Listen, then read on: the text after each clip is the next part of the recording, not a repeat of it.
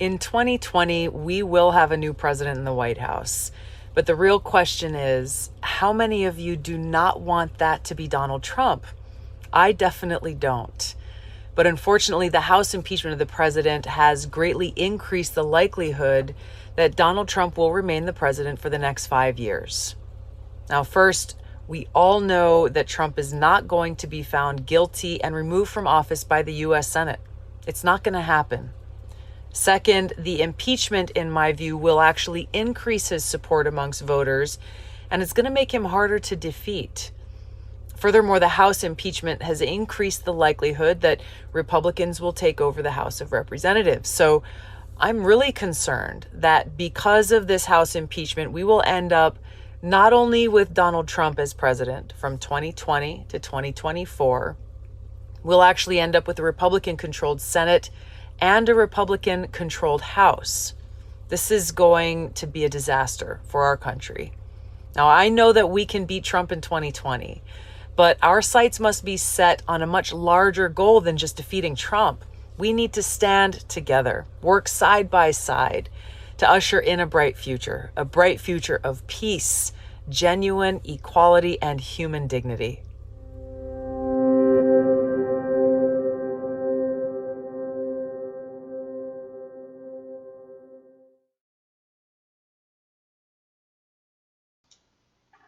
Hi, everybody. Doesn't she look like such a nice lady? She looks like such a nice lady. You know, for a stone cold killer. What's up, everybody? Thanks so much for tuning in. TGIF. Can you hear me? I guess I forgot to turn on the microphone at the end of the show last night for some reason. Anyways, it's the weekend, if you count Fridays. Hope you all have something lovely planned to enjoy for your weekend.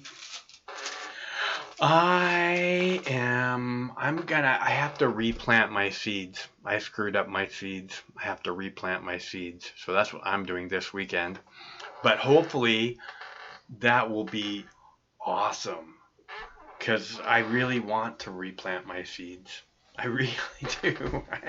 I want to do some other stuff too. I was so hoping that this damn, I was talking about yesterday how I have a guidelines violation and the expiration date keeps changing. On Wednesday it said it was going to end, expires on January 1st, and then yesterday it said it expires on January 2nd, and then today it doesn't have an expiration date. It just says I have a violation with no expiration date, which is worse than than it keep going. Then it keep telling me that it's going to expire every day. Now I don't even have a date. So I wrote the motherfuckers at YouTube again. Say, what the fuck? Hello. Hey, good morning, Michael. Hey, good morning to you too. So, instead of being all stoned and goofy, I would like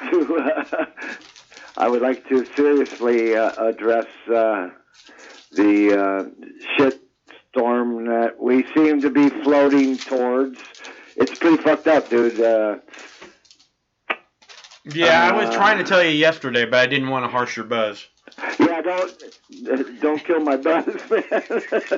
No, Trump killed my buzz. It's fucked up, but I'm what it is. We've talked about this big playbook that the Atlantic powers, mostly America, has, the deep state and military complex. They have this playbook. They've been playing it for the last 7 years in Syria. They overplayed it in Libya, and they overplayed it in Iraq. They're playing it in South America.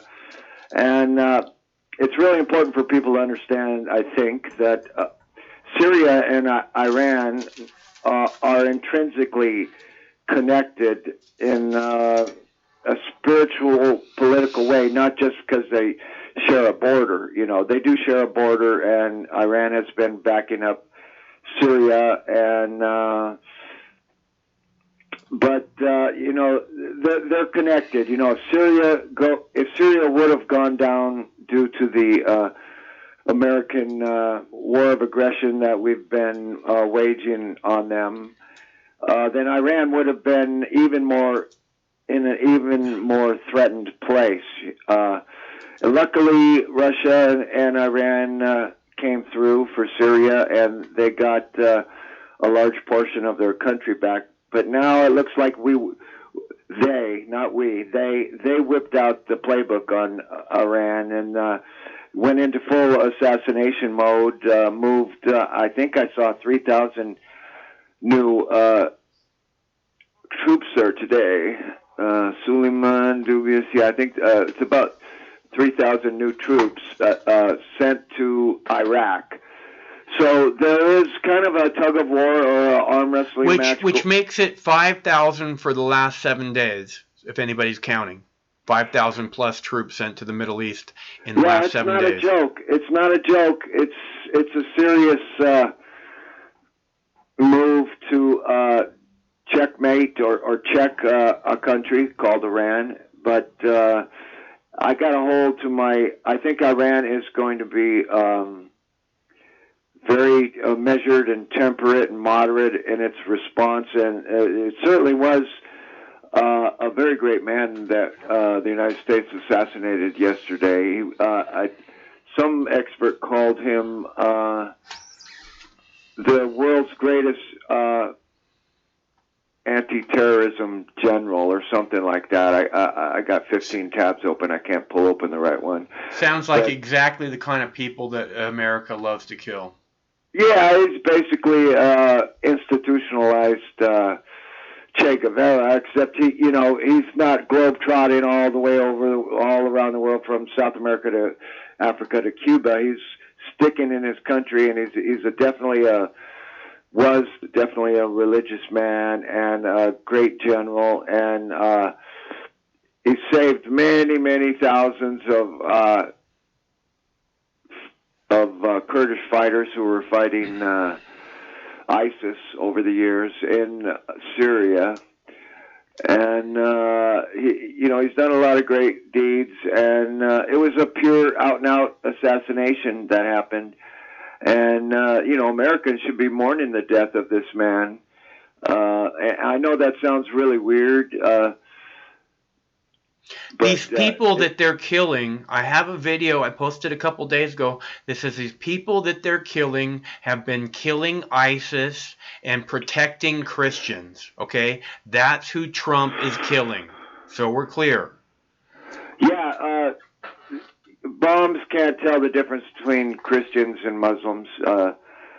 And, in Syria alone, you got at least 7 different religions. You got Druze and Jews and Yazidi and all kinds of weird ass. You got fucking original Mithraism and Christians and Muslims, and really it's a global chess war between the Sunnis and the Shias, between Saudi Arabia and Iran, and we've decided to side with Saudi Arabia, but just last month Iran discovered an oil field with an estimated 53 billion barrels of crude in it. So we might want to take that into consideration. That makes people drool. Certain people drool when they hear 53 billion barrels. I guess that's a lot of barrels. I don't know, but yeah,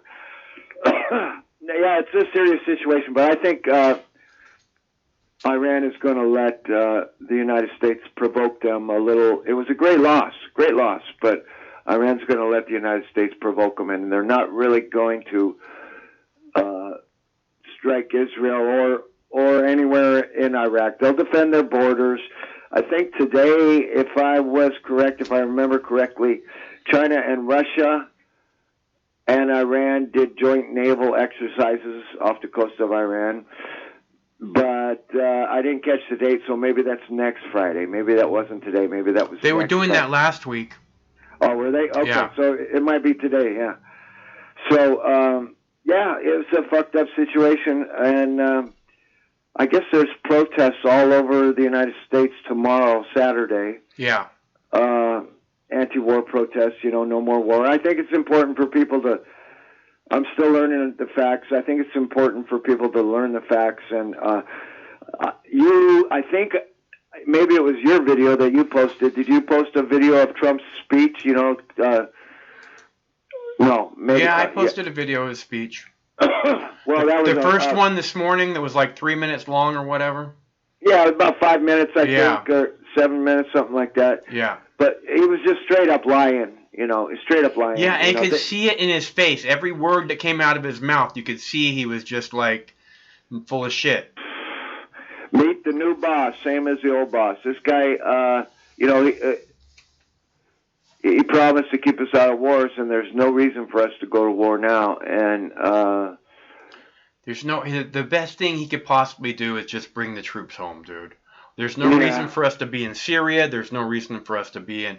If you give a shit about U.S. soldiers, bring them home. Let them be with their families. Stop acting like they're pawns in a game of chess where people are going to die and died today. And if you continue to play, we'll die tomorrow and the next day and the next day. So fucking bring them home, asshole. We haven't won a war in more than half a century, or about a half a century, or since the Mexican-American War, or World War II. I guess was the last fucking war we actually won. We didn't win Vietnam. Nope. They squandered American blood for nothing. Nothing. That's what they do. That's what they're doing right now. So if you got relatives or a son in the armed forces, you better be out on the streets tomorrow protesting this fake war against this peaceful people who haven't attacked anybody for 200 years. I'm not saying Iran is perfect, and I'm not saying I would want to live there, but I am saying they have a right to their own national sovereignty. They have a right to defend their neighboring countries if they choose, which is what they've been doing with Lebanon and Syria. They are trying to fill a power vacuum in Iraq, and I don't think there's anything nefarious about that. It wasn't Iran that blew up Iraq. It was the United States that blew up Iraq. Right. And Iran's trying to help them get rid of the fucking assholes that keep blowing it up. Yeah, there's ISIS in Iraq. So the shit that's been going down in Iraq for the last, what was it, a week ago that we killed, they killed one of our contractors about a week ago? Yeah. This is any little excuse that our military they'll use it. A contractor was killed, therefore we have to kill 20 Hezbollah soldiers, and now we have to start a war. This is the beginning of the war. Okay. The war's been actually going on.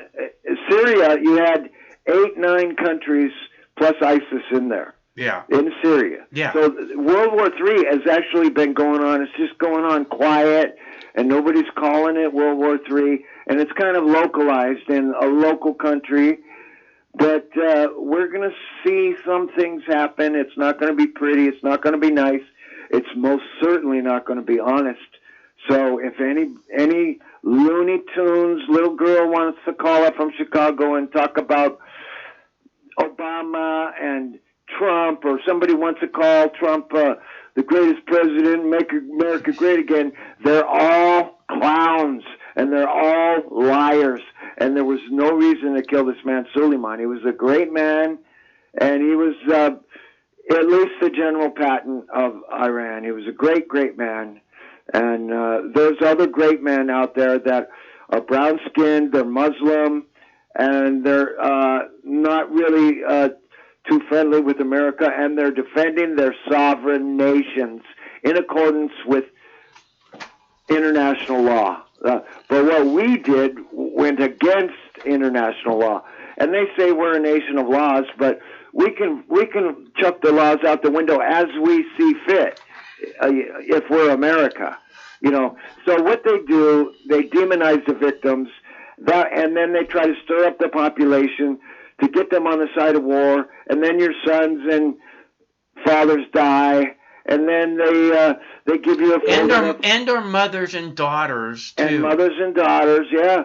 And they give you a flag, and they give you a slogan, and there's a patriotic song, and we can all cry at the funerals, but it's your own goddamn fault because you let your son and daughter go to fucking war for a bunch of politicians that don't give a fuck about you or them.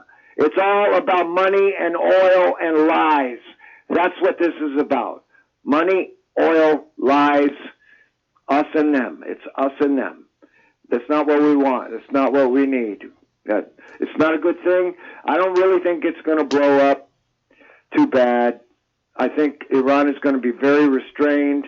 There's already an international outcry. It's not just the left-wing nuts like me that are making a stink about it.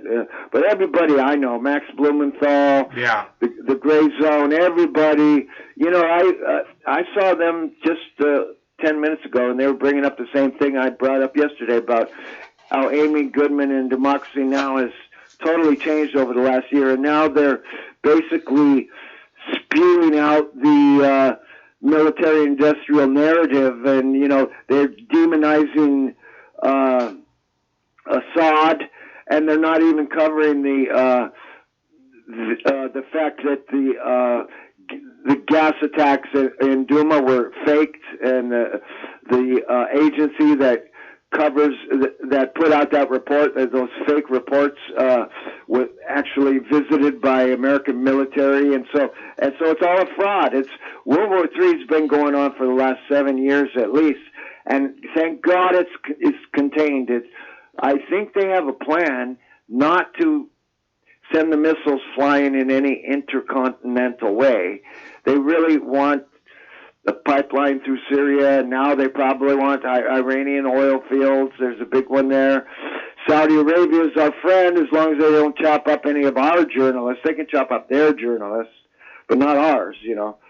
And so it's a pitiful, pitiful bunch of plays coming out of the CIA handbook. It's not funny. It's not patriotic. It's not honest. It's not humane. There's nothing nice about what we're doing. Fuck you, Donald Trump. Fuck you, Barack Obama. Fuck you, George Bush.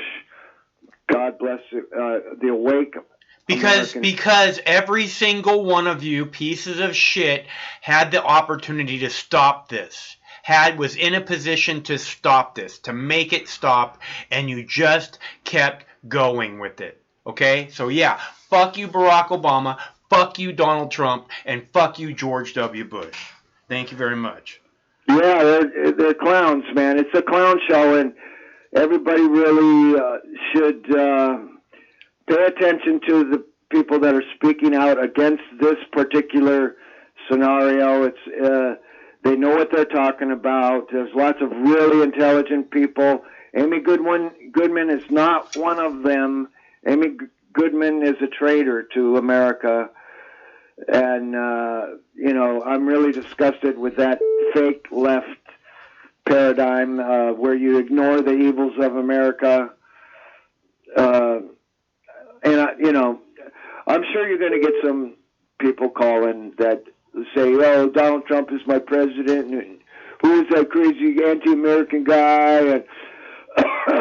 And you know, if people think that Israel, which is right next door, is not influencing any of this, or doesn't have Mossad agents in Iraq, they even say they have Mossad agents in Iran, but I doubt that very much.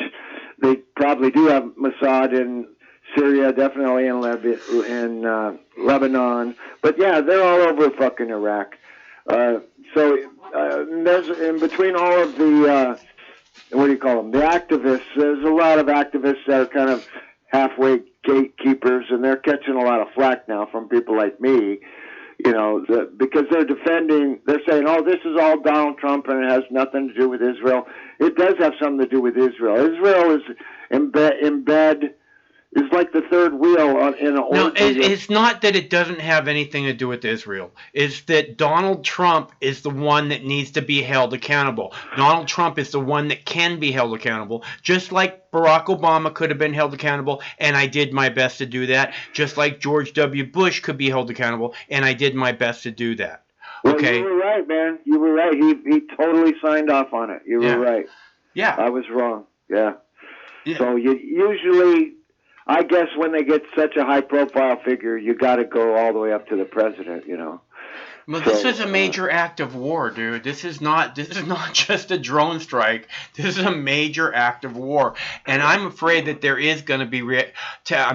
All that we keep hearing from Iran is that massive retaliation is coming. Okay, well, so the neocons in Washington, they're dancing the fucking Irish two-step, and they're as happy as can be. Right. And the stock market went up on the weapons industry.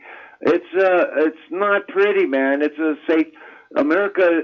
The people that rule America are Satanists. I mean that because they're behaving in a satanic way. When you're killing innocent people, you're behaving in a satanic way. It's not, where's the honor in my country? Where's the honor in my country? Where's the honor? It's in the people. Assassinations are illegal, too. This is not something that, this is something that's not done, okay? And there's a reason that it's not done, because one country acts like they can walk around doing this, and then everybody's going to start assassinating everybody. And so there's an agreement that this should be illegal, so we don't do it. Fucking idiot Trump. Yeah, it was about, when America, coming from the top, the highest position from the president, does a internationally banned military event like a drone strike on a leader of a foreign country in a country that we don't even own, we shouldn't even be there, and then they start lying about the man they just killed, and they're saying, "Oh, he killed 636 American soldiers." Yeah. That's the biggest fucking lie in the world. I dare anybody to call up. I keep hearing him say that he's responsible for thousands and thousands of people's deaths. Yeah, that's what Trump said today. I think something like that, and it's not true at all. It was I might have been a bit stoned and over the top yesterday, but I'm pretty serious about it today. And if you can, learn as much as you can. If you can, go to a local protest tomorrow. They'll be all over the country, and make a stink. It might help. But these people, they don't give a fuck about you. They just call out the police and beat your fucking ass and go to war anyways. Because this is America. This is America. That's what they do. It's what it seems to be what we do now. I mean, it's what we've done for a long time. I guess it's just fucking kill, more killing, more death, more destruction, more killing, more bomb, more people. This is why I'm saying is I'm so tired of it, and I know that there's other Americans, U.S. Citizens who feel the same as I do. This disgusts me. This makes me want to puke my guts up, okay? I'm not proud of my country anymore, man. I'm not proud of America. It's not America. It's these fucking pieces of shit in charge. It's the fucking government. It's the fucking Democrats and the Republicans who don't represent a single goddamn American. Okay? And so it's not America, it's not Americans, it's these pieces of shit in Washington, D.C., which is not even part of our fucking country, so we're clear. Everyone in America should declare war on Washington, D.C. That's what should happen. I agree.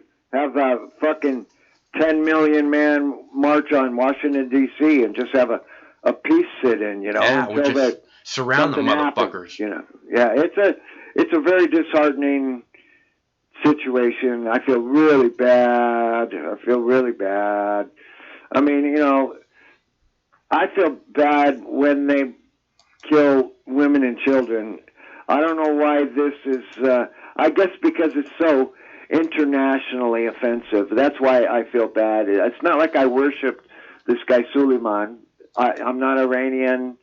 I realize he was a great general. He was probably. He definitely saved thousands and thousands and thousands of lives of Kurds and other people that were fighting ISIS, and he helped defend Syria from the United States. That's a very. Those are just a couple of his accomplishments, you know. But it's just, one life is one life. This is no more important than a Palestinian woman or a Well, there was 25 people that were killed in this drone strike. Yeah, there you go. And a couple of them were high rank. There was a high-ranking Lebanese military official with them that got killed, and a high-ranking Iraqi official got killed also. Right. Yeah. So. And it was probably a legitimate diplomatic mission. Yeah, that guy's not fucking. He's not wandering around if he's not invited. He's got things to do. He's a busy man. Yeah, and he wasn't hiding. Yeah, it was out in the open. So they decided to hit this guy because he was a fucking genius. Probably he was. If you have a genius on the other side, kill him, and maybe it'll weaken him. And so that's the strategy. Kill them, demonize them, hypnotize the American population.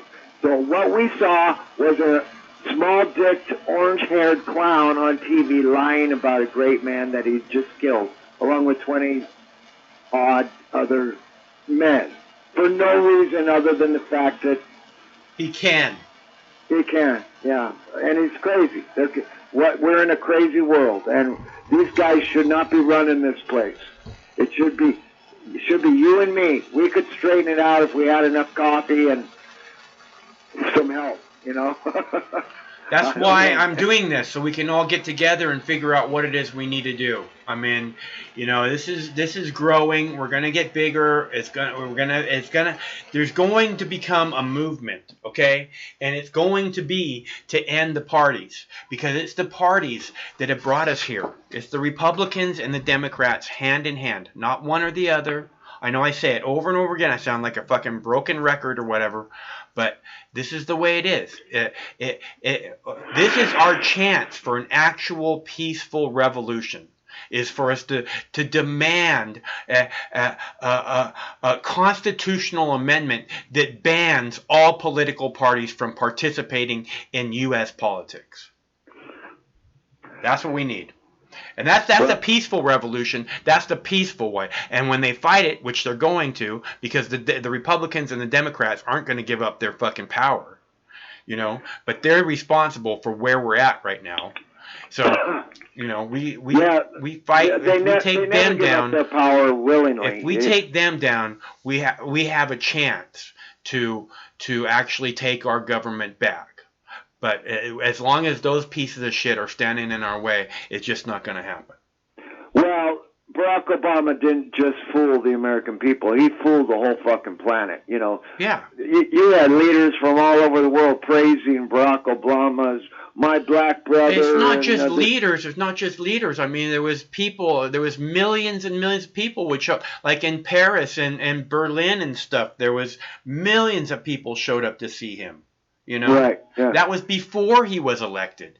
He was just another Bush. He was Bush. He had a genuine mandate of the people, not just the people of the United States, not just Democrats. Everybody wanted him to be a great president, and he chose a different path. Yeah, well, he was not elected. He was selected. He was not elected. He was selected, and all they got to do is pour a bunch of millions of dollars into a really snazzy, good-looking campaign. Make sure he's a good speaker. He's got the right suit on. And, they can fool most of the population, Well, I think he was elected because he was running against Hillary Clinton. And basically, they did the same thing to Barack Obama that they did to Bernie Sanders. and now doing the Tulsi Gabbard, which was to act like he was a nobody that nobody had ever heard of before, and where did this guy come from, and it's Hillary's turn, and then the people wanted Obama, and it was overwhelming. It wasn't just like Democrats, like we're saying. Everybody wanted Obama because nobody fucking likes Hillary. So maybe it was a setup. Maybe they knew that nobody liked Hillary and that they were gonna fucking get Obama. Well, they got us trapped in this duopoly. So you're completely correct. If we get out of the duopoly, and then we have a chance. Then we have a chance. We might actually be able to elect somebody who's a legitimate person, but Obama. Well, regardless if we actually did elect a legitimate person or not, it would be Americans voting for Americans on election day, rather than fucking Democrats voting for fucking Democrats and fucking Republicans voting for fucking Republicans, because Americans don't want to be part of that. They just. I really believe that genuine, freedom-loving Americans despise Republicans and despise Democrats, at least one side or the other, which should make it obvious that you're supposed to despise both sides because they're both garbage. Yeah, hopefully more people will be waking up, and we don't actually have to go into a full-scale or a partial-scale global war, because I'm really on the side of Iran, despite the fact that they do some fucked up shit and they're a religious country. No country should be ruled by any religion. Yeah, I think that's just hideous. I agree with that. But they have a right to their rivers and their mountains and their national borders and their international waters, and if they want to, if they're dumb enough to build nuclear power plants, okay, well, I think it's a mistake, but I'm not going to bomb you for it. And they most certainly don't want nuclear weapons. It's against their fucking religion to use nuclear weapons, And they didn't use chemical weapons in the Iraq-Iran war. Iraq used chemical weapons supplied by the United States. Instructed. You can't just use chemical weapons. You have to be trained, and then you have to fucking be guided through it. You know what I mean? It's not just, oh yeah, put that stuff over there and push that button. It doesn't work that way. Our CIA and our foreign policy is really smart, really tricky. Our friend today could be the guy we assassinate tomorrow. The guy who served us well is the guy we throw under the bus. If we need to get out of a situation, our assets are expendable, But sunlight is the best disinfectant. So we should bring into the sunlight the history of this man that just got assassinated, the history of the Syrian war, which is the American military has been funding ISIS. Anybody who doesn't know that the American military has been funding ISIS while saying they're fighting ISIS, you don't know what you're talking about. No, you don't care what the truth is. That's what the facts are. You simply don't care what the truth is. You'd rather just rally behind the president. You don't give a fuck what the facts are. Yeah, well, I'm hopeful that the United States won't escalate the situation any further, because Iran has not done a single thing wrong. The United States... I don't want to see another country fucking destroyed by us. Although we're ruining their economy and everything else, I just don't want to see us fucking, just fucking destroy all this fucking history, man. There's all this stuff that was destroyed in Iraq that was like... how when I talk about I can't stand people cutting down trees in the forest, why you fucking move to a forest if you don't want to fucking live in a fucking forest, This history, man. The reason it upsets me is because if that guy who just cut down the 4 trees in his fucking backyard in my forest, right, my neighbor, right? If he had $100 million, he couldn't replace those motherfucking trees. Okay? So he just took something from us that he can't ever give back. And that's what they do with this fucking war shit, is they just fucking annihilate history. Okay? There is so much fucking history in Iraq, and it's all gone now. Right, yeah. And it's disgusting that that's who America. That's the history of America now. That's our history. Is us destroying everybody else's history. We're not, this whole European invasion by refugees or immigrants, whatever you want to call them, they're probably both. That's our fault. Yeah. And I still remember Bush saying, well, if we get them over there, they won't come over here. Kicking the hornet's nest over there, we'll just make them fight amongst themselves. Well, that's what he did, and what happened? They invaded Europe, man. So that whole immigrant problem that every country in Europe is experiencing for the last 10 years, that's on the United States and the NATO countries. That's just when people run away from bombs unless they're retarded or they can't, or they're like. If you can run away, you run away. Yeah. So, there's no smart bombs. There might not even be any smart politicians. I know, they talk about this laser precision fucking guided weapons. Fuck you, asshole. Yeah. Yeah, so, Iran is the second or third oldest country on earth. The only two older than Iran would be India and China. So, yeah, see, I don't want to see all that history destroyed, man. This is really, this is very upsetting. And I'm telling you guys, the second the first bomb drops in Iran, the price of oil goes to $200 a barrel. Okay? So who benefits from that, right? None of us. Well, none of the working class. I know that for sure. War is obviously, it's so important for people to know it in your heart that war is a money-making business.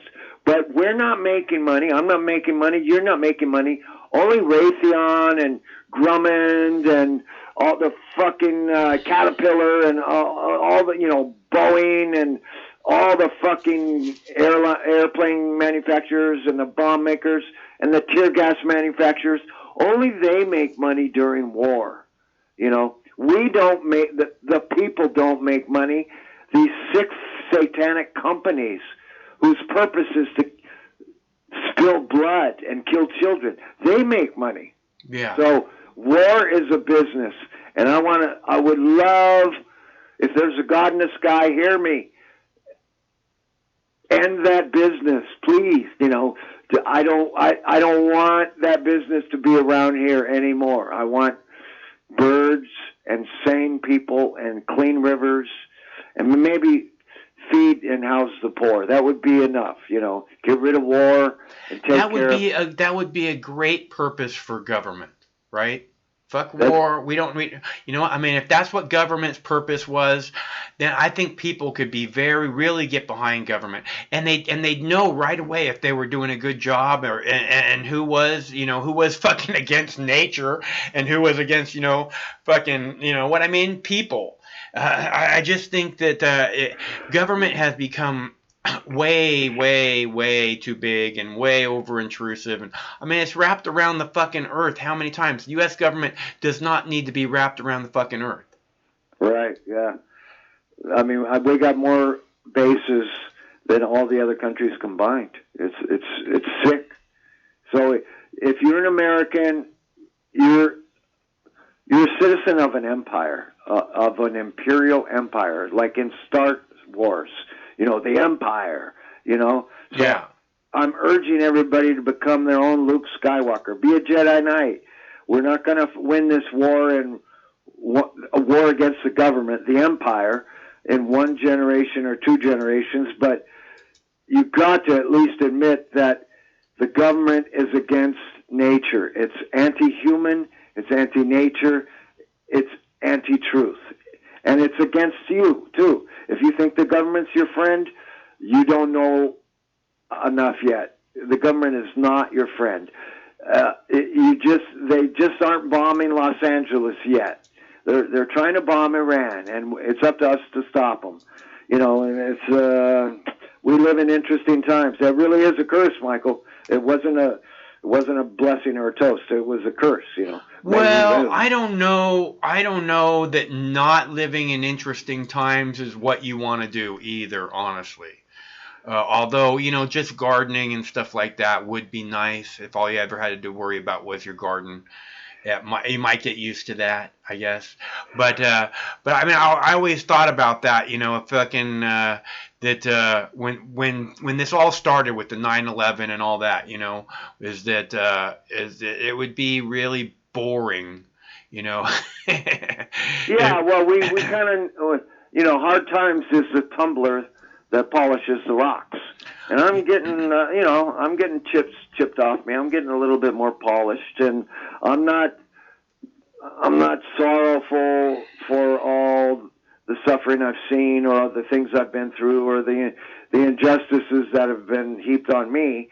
Yeah. But if I compare my life to one of those Iraqis or Palestinians or people in South America, people that have been fucked by the American empire, I'm living like a king, baby. I got no complaints. But yeah, hard times is the tumbler that polishes the rock. So, and we're all getting polished. And unless you don't want to be polished, then you just say stupid words like Democrat and Republican and make America great again. Well, and that's where they say the best art comes from, you know, is the hard times too, the blues and stuff like that. Right? Yeah. So I'm not against. I mean, you can't pick. No matter, even if you could pick what century you were going to be born in, you know, every century has its troubles. You know, I have fucking lemon cake and fucking butter and and fucking eggs in my cupboard, so I can go and make lemon cake anytime I want. And I think I'm probably way ahead of the game as far as like 100 years ago, and people trying to put a plate of food on their table. So, oh, for sure. Yeah. But you know, I'm called to action. I've been called to action by Mother Earth many, many years ago, and I think you have a similar sort of outlook upon your life. You were called to action at a certain point. You know what God said to me? You know what God said to me? Tell me. Said, kill them all. It's true story. True story. True story. Well, you know what God said to me? No. She said, I said, I'm willing to lay down my life. I'm really worried about the planet. And she told me, you don't have to lay down your life. I love you. That's what she said. Yeah. Well, that's the most important thing to understand about God. Or you can say Mr. God or whatever. But God wants you to be happy. God's not angry with you. God's not upset with you. God's not disappointed in you. God just wants you to go forward and feel good and do what you can do to make something cool happen. That's why God gave you unlimited freedom as the top of the food chain on this beautiful blue-green jewel. Except for Sasquatch. Sasquatch is an apex predator. Well, I'm not getting into Sasquatch with you again. They're right nearby you, Michael. They're 10 foot tall, dude. 10 foot tall. I don't fear anything. I don't fear. I have zero fear. You don't understand. There is no fear for me. Dude, you see one of those things, you shit your pants or run really quick. I've seen a lot of things, man. There's nothing like a Sasquatch. But, yeah, so thanks for talking to me, man. But, yeah, I didn't realize this. I was so stoned yesterday. I didn't realize, oh, fuck. This is a pretty big fucking deal, man. Yeah, it's a pretty big deal. Yeah, so, all right, Mike, I'll listen to the rest of the show, baby. Okay, it's good to hear from you. Thanks a lot for calling. Have a good weekend. Yeah, you too. Talk to you soon. That's our buddy Michael from Southern California.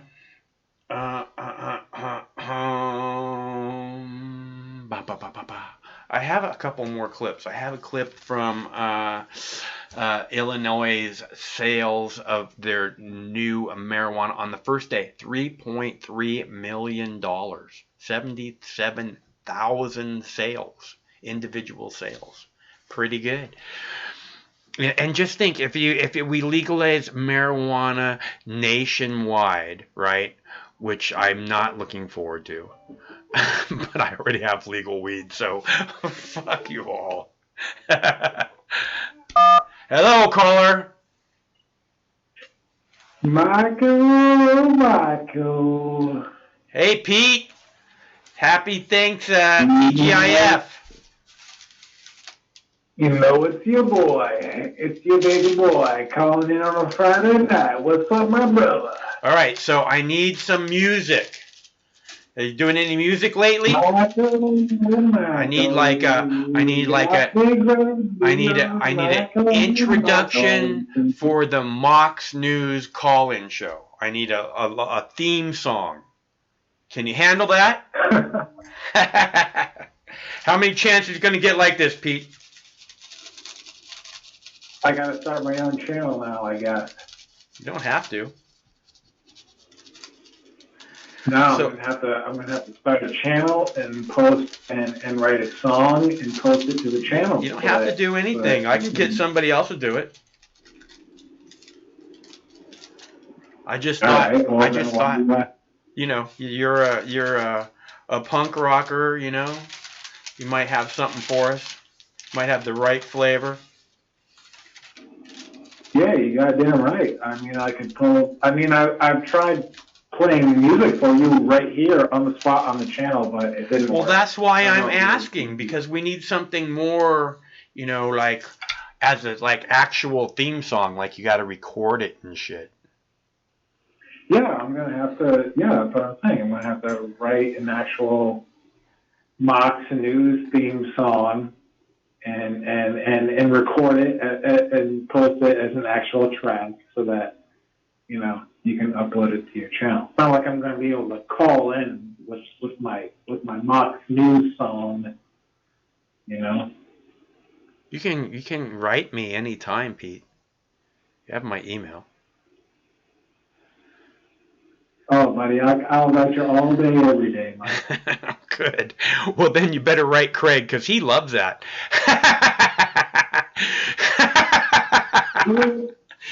Yeah, all right. I'll write you guys a little song, a little ditty. Write you guys a little ditty. You'll love it, sure. I know I will. Thanks, Pete. I know I could count on you. Michael, oh Michael. What's going on for the weekend? Michael, oh Michael, he's real fucking cool. What's going on for the weekend? Chilling, bro. It's so fucking cold. I can't ride my skateboard anymore, bro. I love to ride my skateboard and shred hard and fall and shed blood. But it's cold, Michael. It's cold now. And I can't ride my skateboard. Falling hard when it's cold hurts a lot more. It hurts way more in the cold. Yeah. It's not fun in the cold. So now I'm drinking more, Michael. I'm sitting at home. Drinking more. Drinking and watching the news and watching us bomb Iraq and Iran and watching us blow up this fine Iranian general who, is he a good guy? Is he a bad guy? Who knows? Michael? Well, Who basically, knows? you just take what the Pentagon says. You just take what the Pentagon says and you just fucking reverse it, and that's probably the closest to the truth.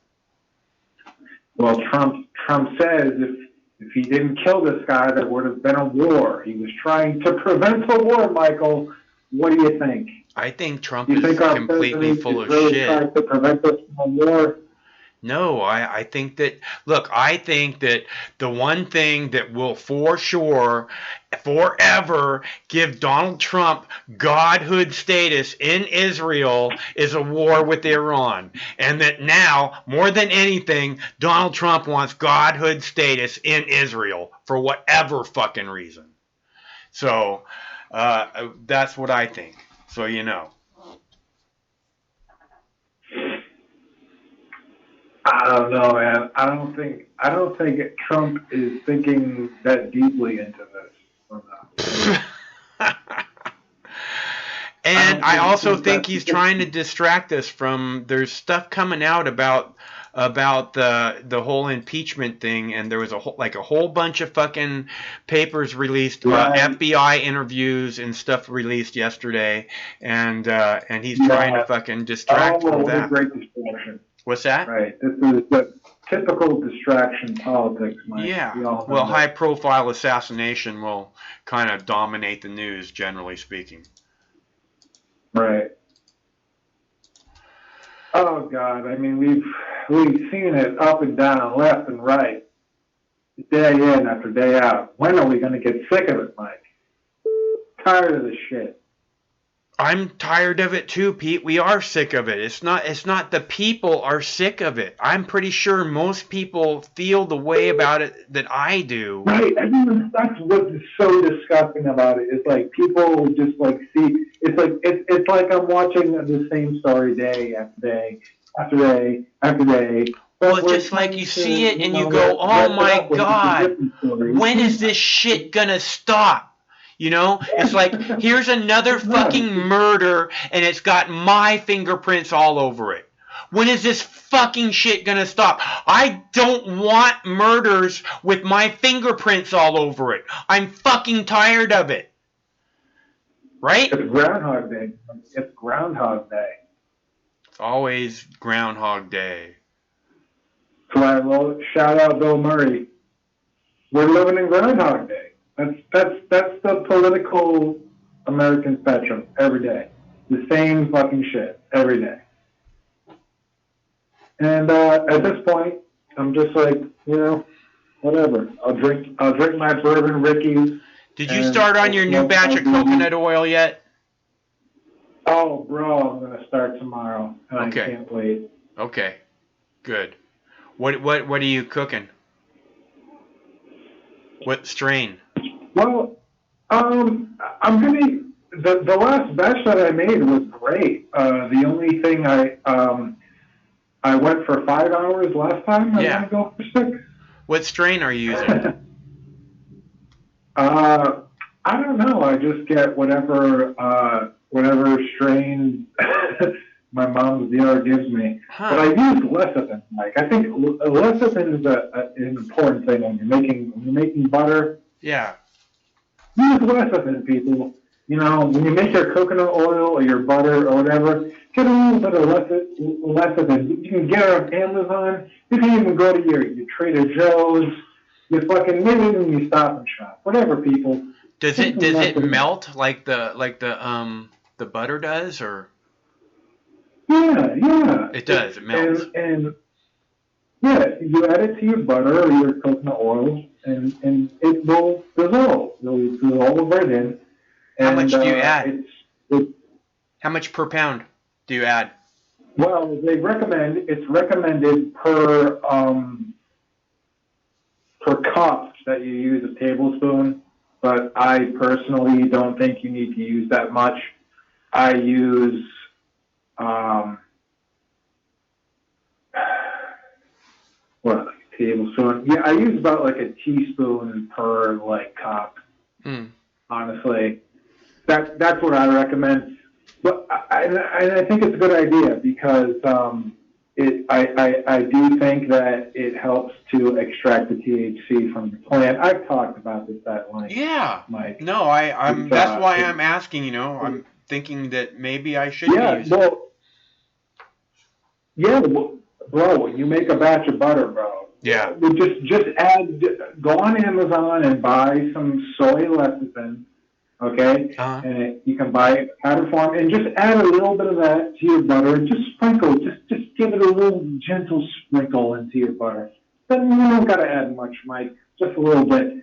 And let me tell you, that'll help to extract the THC from the plant. It binds to the THC molecule, extracts it, and you go for 24 hours anyway. I mean, you go for a very long time anyway. So, I mean, you don't really need to be using emulsifiers.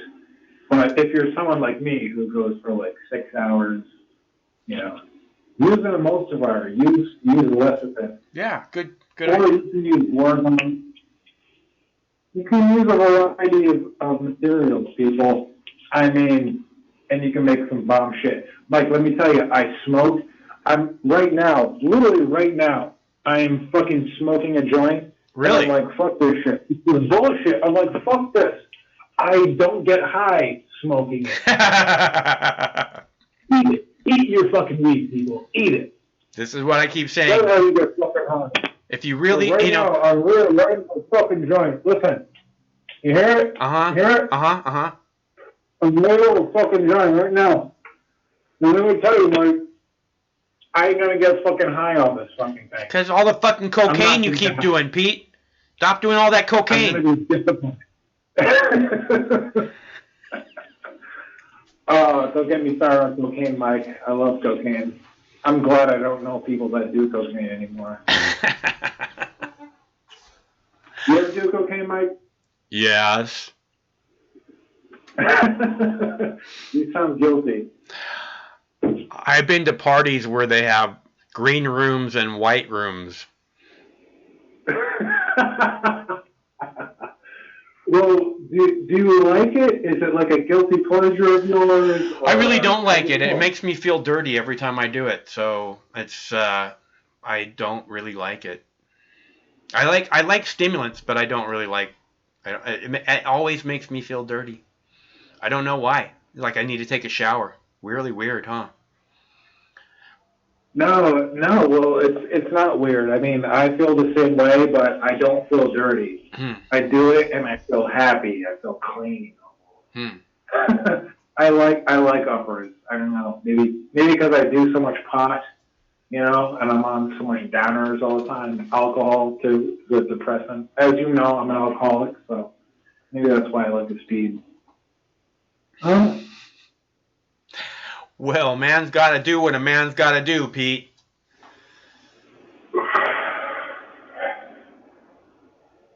Indeed. Sorry, I was just inhaling a joint. Nice. You need to get some flower rosin, man. I'm gonna have to show you what we're doing with flower rosin. You'll be fucking doing flower rosin any day now. All right. You're making me jealous now. I gotta smoke with Pete. Okay. Let me get my bong heated up, Pete. Well, I'm smoking, you know, bud. I'm not smoking rosin. Oh, every time I watch you do the rosin down, I'm so fucking jealous. No, I don't want you to be jealous, Pete. Don't be jealous. Not even close to the bullshit that I'm fucking smoking. I'm smoking bud and I'm like fucking pissed. Like I'm not even getting fucking high off this bullshit. I'm like I should have taken some fucking edibles. I would have actually been high. I don't even get high from smoking it anymore. Smoking is bullshit. Eat it. Eat your weed, people. Eat your weed. You really get fucking high. Fuck smoking it. Smoking it for fucking rookies. Only rookies fucking smoke weed. It's an Elphinstone. If you're gonna inhale your cannabis, you do what Mike's doing. You do some dabble doos. You know, I just prefer it so much, dude. I mean, I feel when I smoke the flower, I feel it immediately in my lungs, and it's not a good feeling. Yeah, but I don't feel that when I smoke the other stuff. You know, I might get a little cough here and there, but it's not like burning, having trouble breathing. It's not like that. It's just like nice, essential oils for my lungs, lovely. Right. Yeah, I'm smoking it right now, and I'm like fucking pissed off. Like, why did I even smoke this? I should have just fucking put this in some fucking. I'm like, what the fuck am I doing?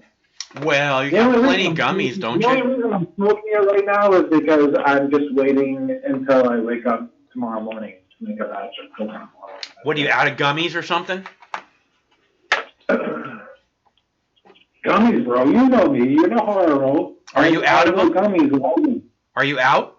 No, I have some left, but like I didn't want to eat them because I knew it was going to take too long for them to kick in, and I got a bag, So I'm like, fuck it, I'll roll a joint. Oh, Fuck it. nice. You fucking no. I'm just like, You fuck eat it. you I eat never the rolled it. I brownies. never You rolled eat it. the brownies, and then you have a bong hit, and then you don't have, and then you won't think about having a bong hit again for another 6 hours.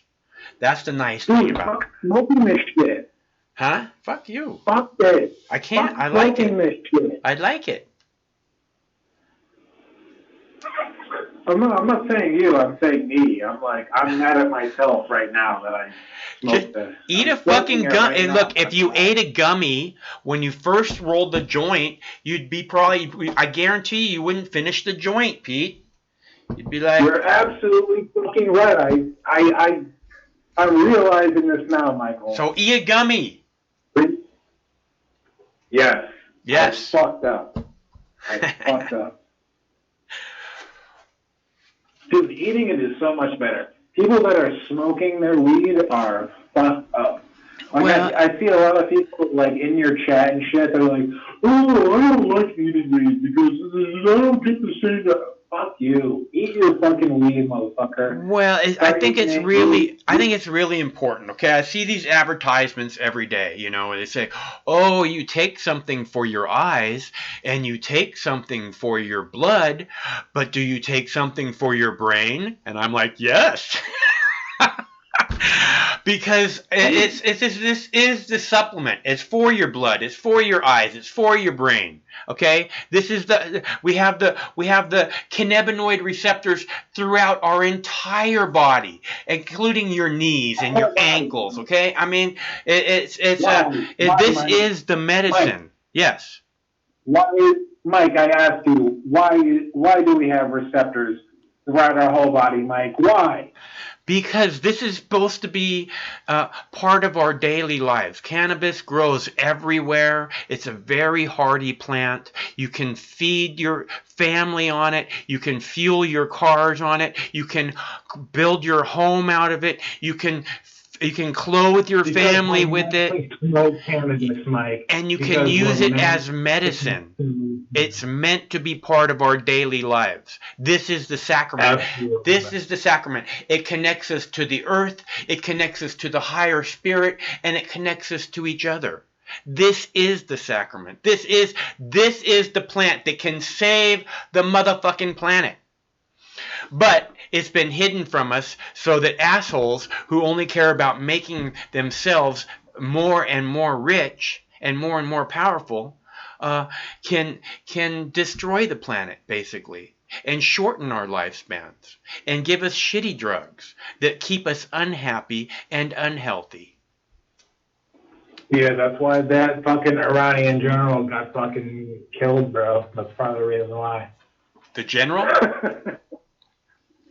Nah, I'm just fucking around. Well, Pete, I hope you have a great weekend, man. Bro, you as well.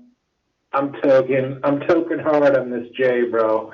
But I gotta say, I'm very sad. Look, I'm very sad about all this controversy that's going on with Iran and all this, military, tension. I don't like it. I think it's purely, purely out of like this like our government is so like our like most of our economy is bent on war. Like if we're not at war, then we have no economy. So I think that's part of what this shit is based in. This whole Iranian assassination, all this nonsense.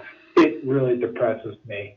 But I want to say I love you, Michael. I love the Mary J. I love, I love the edibles. I love good old Tulsi G. Shout out to my. Do you see her surfing in New Hampshire? Huh? Do you see her surfing in New Hampshire? Her surfing? She was surfing in New Hampshire on January 1st. Surfing on January 1st in New Hampshire. Well, she's a bad bitch because it's fucking cold. She's in New badass. Hampshire. But you didn't see that. You should. I posted a video earlier of an interview with her, and they showed a couple of pictures of her in coming out of the surf, and I'm telling you, you want to see that, Pete. Is it going to give me a big boner, Mike? I'm telling you, it will. You want me to put it in Is the? Chelsea going to give me a big boner, Mike? Doesn't she always, Pete? Wow. Well, she's from This Florida, time it right? will be extra big, Pete. Oh, wow. Okay. Okay. Here, I put a clip. Here, I put a clip. Here, I put a link in the chat. So Post you the can. clip. Oh, can you post the clip on? I have the clip posted on my YouTube. Facebook? I have it posted on my YouTube page, and I just posted a link on the chat. Get Craig to pull that. Yo, Craig, pull up some Tulsi clips. Craig is busy. He's not here. Oh man.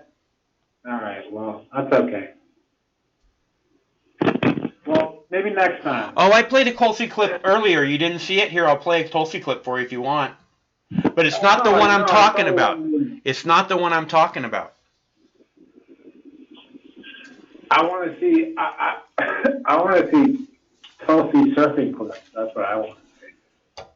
Well, we all want to see something. It's good to want. Makes you leave the house. They'll give me a big old boner, right? All right, Pete.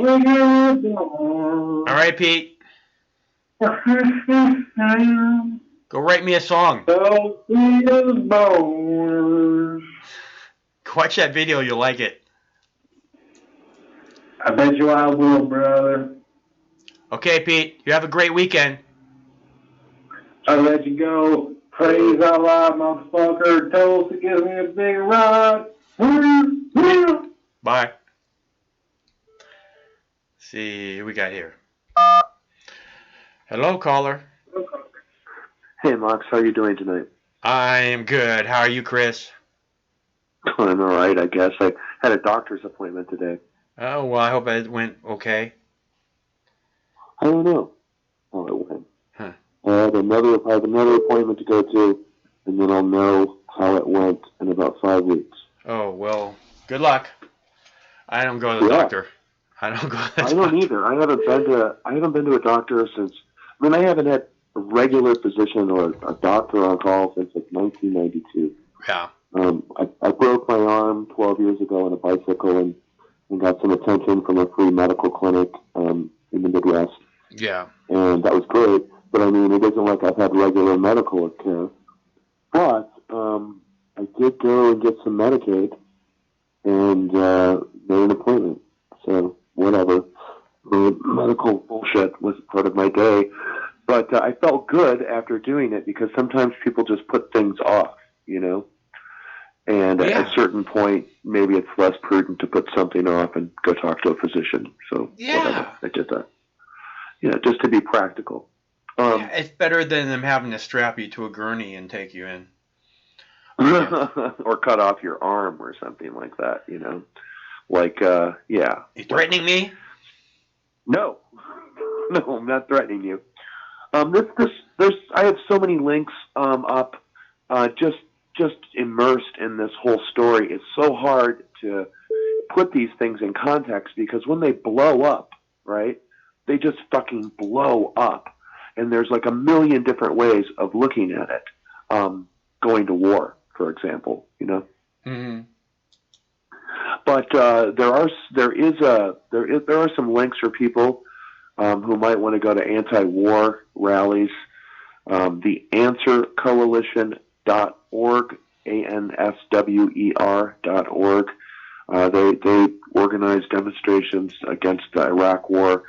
They have demonstrations that are being sponsored by Code Pink, Veterans for Peace, World Beyond War, Cindy Sheehan, U.S. Labor Against War, and various other peace groups in the United States.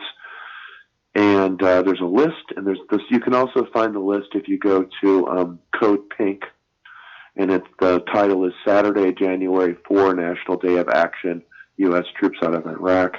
And in Washington State, where we live, there's demos in Seattle, Tacoma, and in Spokane. There isn't a demonstration in Olympia, so I might have to go up to Tacoma. But they're all across the country. You know, the cities and the locations are noted there at Code Pink and at the Answer Coalition. If people who are listening to this program in the next few days stumble upon this, they might visit those websites if they'd like to go to a demonstration tomorrow on Saturday to oppose the war. Also, I'm kind of amazed. I did listen to a couple of your clips. I think the first one from Como, I think where the gentleman was down at Fort Base Lewis McChord, down at the military base, talking about troops possibly being deployed from Fort Lewis.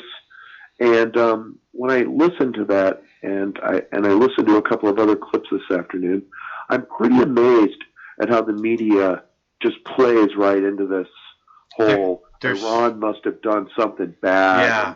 They fucking deserved it. Yeah. And like this story right here is from the Daily Beast. I just found this seconds ago. It's from the Daily Beast, which is a Democrat website. It's a liberal website, It's right? a piece of They fucking don't shit website is what it is. Yeah, it is. I didn't say it wasn't, but I mean that's where I'm at. And their lead is Vladimir Putin and China's Xi Jinping bash Trump on trade. And they also, in this little brief snippet, you know, kind of talk about how, you know, whatever, their opinion isn't very important, I guess is what they're saying. Like, fuck them, poo-poo them. Who cares what those people think? Yeah. And I kind of sensed that listening to the Como broadcast and some of the other snippets from the national media that you posted in that first or last clip that I listened to. Have you noticed that? Yes, they're all acting as if somehow it's legitimate to fucking pull an assassination on a fucking, you know, world leader. You know, this is way over the pale. I mean, there's agreements about assassinations on world leaders. This is something that, you know, civilized human beings don't do. And yet everybody in America wants to act as somehow it was valid, even though they're using, you know, in any of the fucking international media, you can see that every single story leads off with the word assassination. Okay, assassination is there's nowhere where assassination is acceptable behavior. It's just not. It's dark, you know, dark. Spookville, you know, and it's usually not accepted, and he's just all, yeah, we assassinated that guy, we're going to assassinate more. Fuck him. Okay, like I said, I'm tired of murders with my fingerprints on it, okay? And this murder has my fingerprints on it, and yours, and yours, and yours, and yours. Most of the folks who called, unless Dwayne calls today, and I just read a story that says the Premier of Canada is on board with the retaliation against Iran because they do bad things. So, you know, all of our governments, the Western governments, the Western Empire, are on board with this. And all I've seen from Vladimir Putin so far is just like it was a bad idea. There was an article at RT, there will be consequences, this kind of ambiguous language. But I really wish the United Nations Security Council would come together, if not, you know, just on principle. You would think, that would happen today already. Go ahead. United States.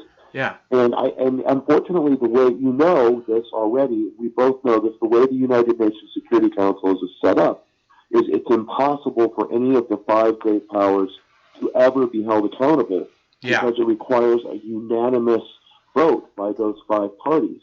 And unfortunately, we are one of those parties, and so is Great Britain. Which is why no resolutions against Israel ever get passed. Yeah, that's correct. And it's also why China can do things internally and not be held accountable. And, you know, other things, like what America does internally in its country. We don't have any justice because nobody can ever hold us accountable for the crimes that we commit as a nation, our government. Well, there's laws on the books that say that the president can't be held accountable for any actions that he does as commander-in-chief. Yeah, and that's kind of a weird law, right? That Yeah. doesn't make any sense. I mean, if you commit war crimes, I would think you should be held accountable. Um, there was a snippet. I do have one. This is from Chris Hedges. He wrote about this afternoon at Truthdig, and it's a brief excerpt from his essay. And You he find asked it the on his question page, on his website, or where? at Okay. truthdig.com, and the article is called "War with Iran." Is the name of the article. It was published today, January 4th, and the excerpt is from right around in the middle, and I'll read it right now. It says, the question: why go to war with Iran? Why walk away from a nuclear agreement that Iran did not violate? Why demonize a government that is the mortal enemy of the Taliban, along with other jihadist groups, including Al Qaeda and the Islamic State? Why shatter a de facto alliance we have with Iran in Iraq and Afghanistan? Why further destabilize a region already dangerously volatile? The generals and politicians who launched and prosecuted these wars are not about to take the blame for the quagmires they've created. They need a scapegoat. It is Iran. The hundreds and thousands of dead and maimed, including at least 200,000 civilians and the millions driven from their homes into displacement and refugee camps, cannot, they insist, be the result of our failed and misguided policies. The proliferation of radical jihadist groups and militias, many of which we initially trained and armed, along with the continued worldwide terrorist networks, have to be someone else's fault. The generals, the CIA, the private contractors, and the weapons manufacturers who have grown rich off of these conflicts. The politicians like George Bush, Barack Obama, and Donald Trump, along with all the experts and celebrity pundits who serve as cheerleaders for endless war, have convinced themselves and want to convince us that Iran is responsible for our catastrophe. The chaos and instability we unleashed in the Middle East, especially in Iraq and Afghanistan, left Iran the dominant country in the region. Washington empowered its nemesis. It has no idea how to reverse its mistake other than to attack Iran. And then he goes on and he talks about Benjamin Netanyahu and Crown Prince Mohammed bin Salman, and he says all three leaders are mired in scandal. They believe that a new war would divert attention from their foreign and domestic crises. They have no more rational strategy for war with Iran than they did for the wars in Afghanistan, Iraq, Libya, Yemen, and Syria.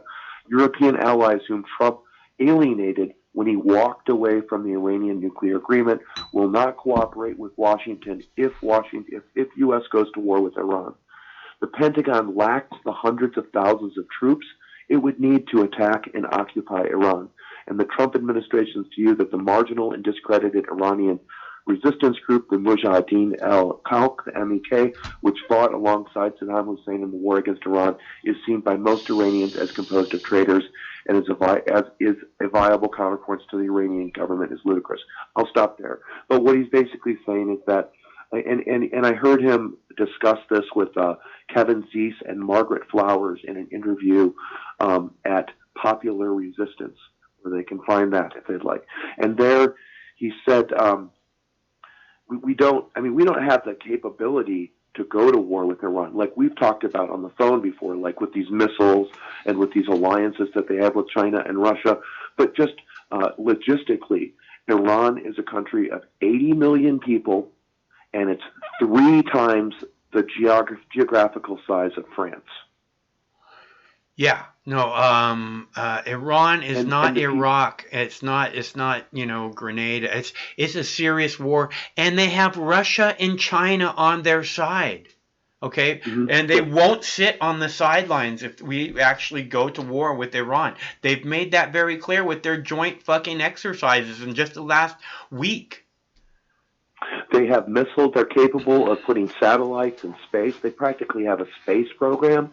I mean, this isn't like a pushover with Saddam Hussein, some tin pan dictator that we put in power for the second.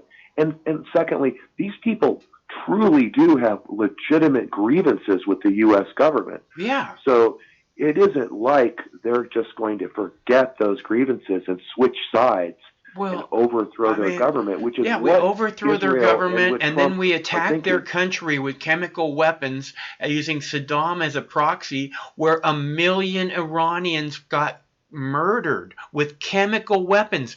The most disgusting, heinous fashion, illegal war criminal type of fucking crime murders you could imagine. 1 million Iranis. And that, again, has our fingerprints all over it.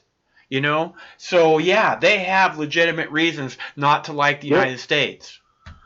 So by provoking them and killing one of their most popular leaders in a public space in a third country, in another country, I mean, it's almost asking for war, right?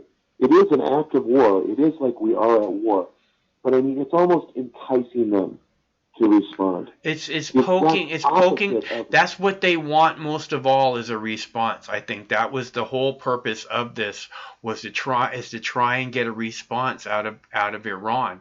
If they can get Iran to attack something, then they can escalate more.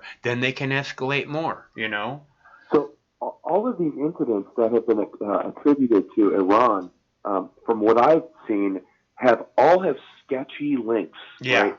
So the contractor who was killed at the military base, like I read an article. It was at Whitney Webb's, who writes at Mid Press News.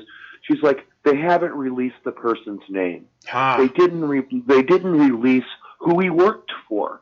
They just said it was a private. They didn't say if the private contractor was with the U.S. military or with the CIA or with the government of Iraq. I mean, just some guy died. No name, some guy. And he's just an American. And that's all we know about this. One American guy died. And then the following week or something, days later, we kill 25 people and say that it was this, Iranian general or the Iranian Revolutionary Guard that orchestrated this strike. Right. Although it was a long ways away from where the missiles supposedly came from. And also, there's no evidence that Iran had anything to do with this. These were Iraqi militias. This was not Iran.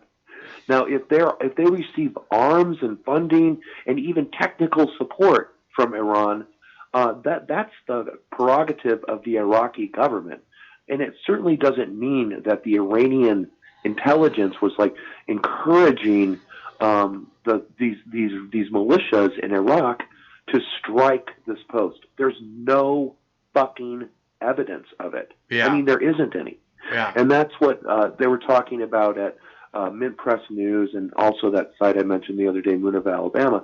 So it's just a bunch of rhetoric. Like, we say that is really what it is. It's like the same argument people have against the New York Times as being stenographers to power. It's like if Mike Pompeo says something, he has to have some proof to substantiate what he says, or you just can't take it at face value.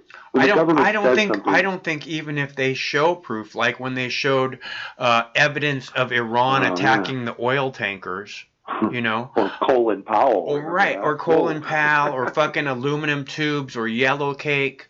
It's all bullshit. This is why Tulsi Gabbard went to Syria when none of the other Congress people would go with her. She told everybody, I'm going to Syria. They all said, no, don't go. She said, well, the Pentagon just lied us into a war with Iraq, so I have to know what's going on the ground, and the only way for me to really know what's going on the ground is to go there and see it for myself, so I'm going. Please come with me. And all the pieces of shit in Congress said no, and you shouldn't go either. And she went, and she found out what was going on, and they fucking... But the point is that when a sitting Congress member isn't even willing to take the Pentagon's word, then certainly you shouldn't. Okay? Don't take the fucking don't trust the journalist, don't trust the fucking Pentagon, don't trust the White House for a fucking second, as far as you can throw Donald Trump. I guarantee that ain't far. It's true. So because of the history, okay, and if we forget the history, which is what they want, then we all lose. That's and that's what they want too. Is they just want us beat down and fucking submissive, and yeah, you need strong leaders because we're at war. Yeah, pay your taxes to support the war machine. Go to Fuck work, that. buy a soda, have a beer, smoke a joint. Just get out of my hair. Don't talk to me about this anymore. Watch TV, go to sleep. Make Yeah, more like they babies live, for us to fucking sacrifice at war. Well, yeah. Unfortunately, the potential for escalation is pretty great, and I know people say, well, the risk of impact isn't impact, and I would be really surprised. I would be really surprised. Iran has put up with a lot of shit, but this guy was like Michael was saying. This guy was really, he was he was very well known in that country, and but the point is that Iran puts up with a lot of shit, but I don't think they're going to put up with this, and they shouldn't. I mean, they take shit off of Israel. Israel fucking strikes their country on a regular basis, but and kills their soldiers and their airmen in Syria, yeah, and in Lebanon too. So when they provide technical assistance to Syria to set up missile defense, defense against aircraft, like batteries on the ground to protect against missiles, and they get help from Iran, the Israelis will kill the Iranian technicians in Syria, and they do it frequently. And in violation of international law as well, right? Yeah. You're not allowed to assassinate engineers or something, in another country just because you don't like it. And that you just can't. And what boggles my mind with the American public here, and maybe it isn't true, but just the corollary. Just imagine, right? Again, that some submarine off the coast of Florida or off the coast of Vermont or something took a guided missile and murdered a single individual, like in a parking lot at an airport in Buffalo or something. Yeah, right. And he was a war criminal. That's exactly what I kept saying last night. Is I think people go fly out of this airport on vacations and stuff. That was the point I kept trying to make last night. Regular Iraqi civilians, go to other destinations from this airport, I'm pretty sure. And they see their hero burning along the side of the airport. I don't know if they saw, there's a good chance they have no idea who it was, but I mean, to see a fucking missile come down, I mean, the last thing you're going to want to do is get in a plane or anything else. You just want to, I mean, I can't comprehend what it must be like to have that happen close by. I just have no idea. I've not been in a war zone, and hopefully I won't ever have to know what that's like. But I imagine it's incredibly terrifying. I imagine it's terrifying if you've lived in war zones as well, and you haven't experienced that for a while, and then you experience that because your sense of security has been shattered. Yeah. Well, even if you, I think that even if it's been happening on a regular basis, that a lot of people don't get used to it. Like just the drones flying overhead in Pakistan, from what I understand, just the drones flying overhead terrifies people all the time. Because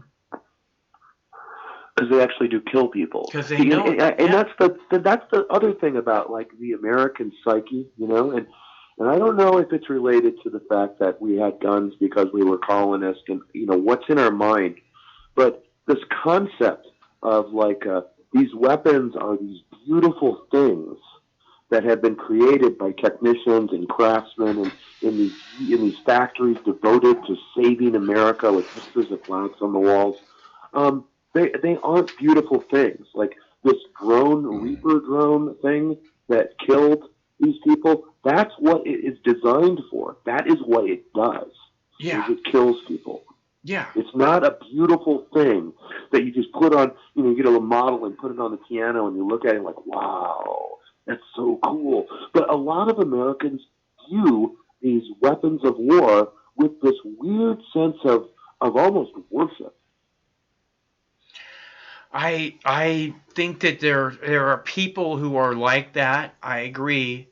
And there again, this is the programming, dude. We've talked so much about the programming. It's there's with the video games and the history. So much war history. And you see that and you feel like there's somehow they've connected violent weapons of mass destruction to patriotism. I mean, Yeah. I'm just disgusted when I see flyovers at the fucking on NFL games and shit like that. To me, it's just why the hell do you want that? I know why they want it. They want to get the kids. Kids. Well, while I was waiting in the lobby at the doctor's office, I did bring a book with me because I hate just sitting in lobbies and having sick people around me. So the book I pulled off the shelf to take with me to read was Terrorism and War by Howard Zinn. And it's a book he wrote in 2002, right after the attacks on the towers. And a lot of it is about how the public responds to these crises, patriotism we're talking about. But I think I'm going to finish that later tonight because I sounds like a good book. Howard Zinn. Yeah, it sounds like Howard a good book. Howard Zinn was a pretty good guy. He opposed war.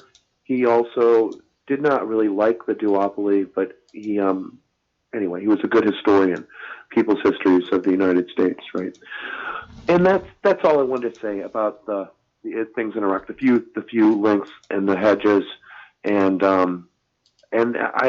also if folks can make it to an anti-war demonstration, if they have any inclination to, they can visit Code Pink's site, and there's about 25 or 30 places listed, at least in most major cities, the majors.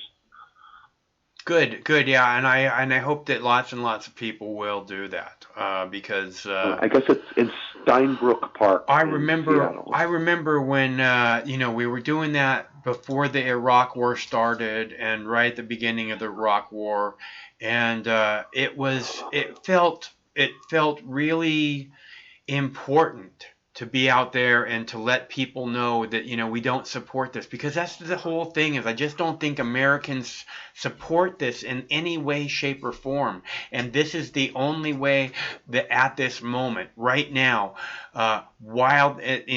in this moment, that we can let this know that this is happening. There's protests across the country, nationwide.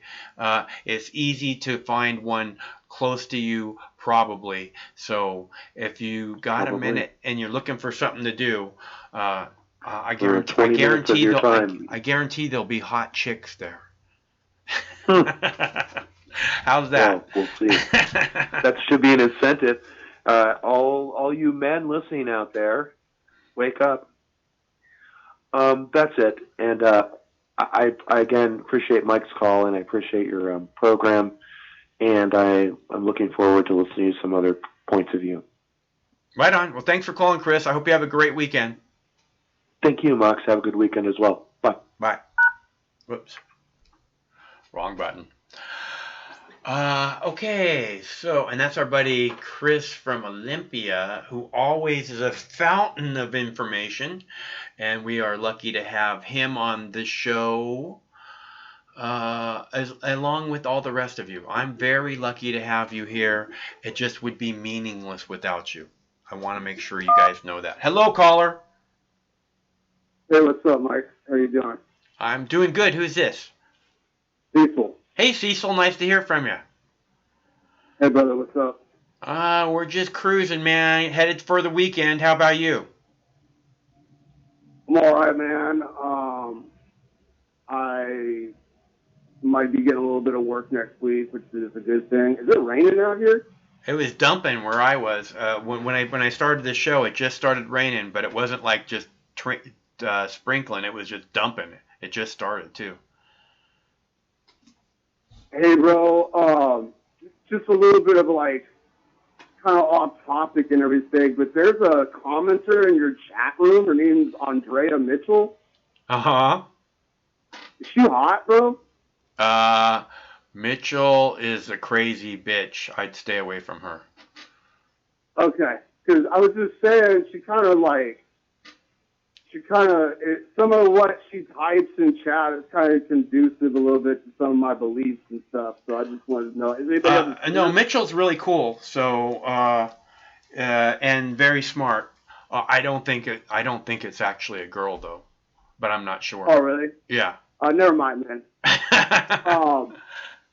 So, what does the chat say? It says Iran, something about Iran, or no, we need to get out of Iraq or something like that? Yeah. Dude, so here's my theory, okay? So, we just killed Iranian general or whatever, right, and a bunch of people. So, what Iran is going to do is close the Strait of Hormuz, and somehow the freaking Saudi Arabian oil fields are going to get bombed, probably by them or who knows what else, right? And then China and a bunch of other countries, because we're not dependent on Middle Eastern oil. America is sitting on a huge reserve. Canada too. Mexico has huge stocks of natural gas and everything. We don't need that. But there are other countries in the world that are going to get pissed when they close the Strait of Hormuz, right? Uh-huh. So it can go one of two ways. Either a coalition of an international coalition is going to go in and try to open it back up or whatever, or international coalition is going to get pissed at America and say, fuck you, and start putting on embargoes and trade tariffs or taking military actions or who knows what. It's entirely possible. And this is the reason that when I say the first bomb that drops on Iran, the price of oil goes to $200 a barrel. This is the reason, because they can close down the Straits of Hormuz in about an hour. Nothing going through that they don't want to go through is done. Not only that, they're in a perfect position to bomb Saudi Arabia. With Iran and Saudi Arabia, they might still both be Muslims. They don't like each other. No, they don't like each other at all. So they could just say, and I think it already happened, like one of those little countries on the end of the Saudi Arabian Peninsula, like Yemen or something like that. Yeah. They sent drones in and blew up Saudi Arabian oil fields. Yeah. Well, honestly, I believe that was an inside job. That looked like an inside job to me. I mean, those people have they have weapons all around those fucking oil refineries, man. It doesn't make a lot of sense. Right, but here's the thing: is like they have anti-aircraft and they have like guns and stuff like that. Yeah. But I could strap a bomb to a drone the size of a freaking shoebox, man. Yeah. But I think that I think that it's I'm not saying that it's not possible, but that one really doesn't smell right. Because they wanted to immediately blame Iran for that attack, and Iran, Iran generally, when they do stuff, they say, yeah, we did that. Iran's like, hey, we don't have anything to do with this. You're full of fucking shit. Stay the fuck away from us. And because they really don't attack people. So, I don't think that Iran, I'm not saying that they can't do that. I'm saying that they could do that in a heartbeat, but I question whether that would be their first target. It probably right on the top 10 list, but I don't know if that would be their first target. Well, right. I mean, obviously, they've had a long time hatred of Israel. But, I mean, I don't know. And Syria and Iran, I think, they say that they're like allies or something like that, right? Well,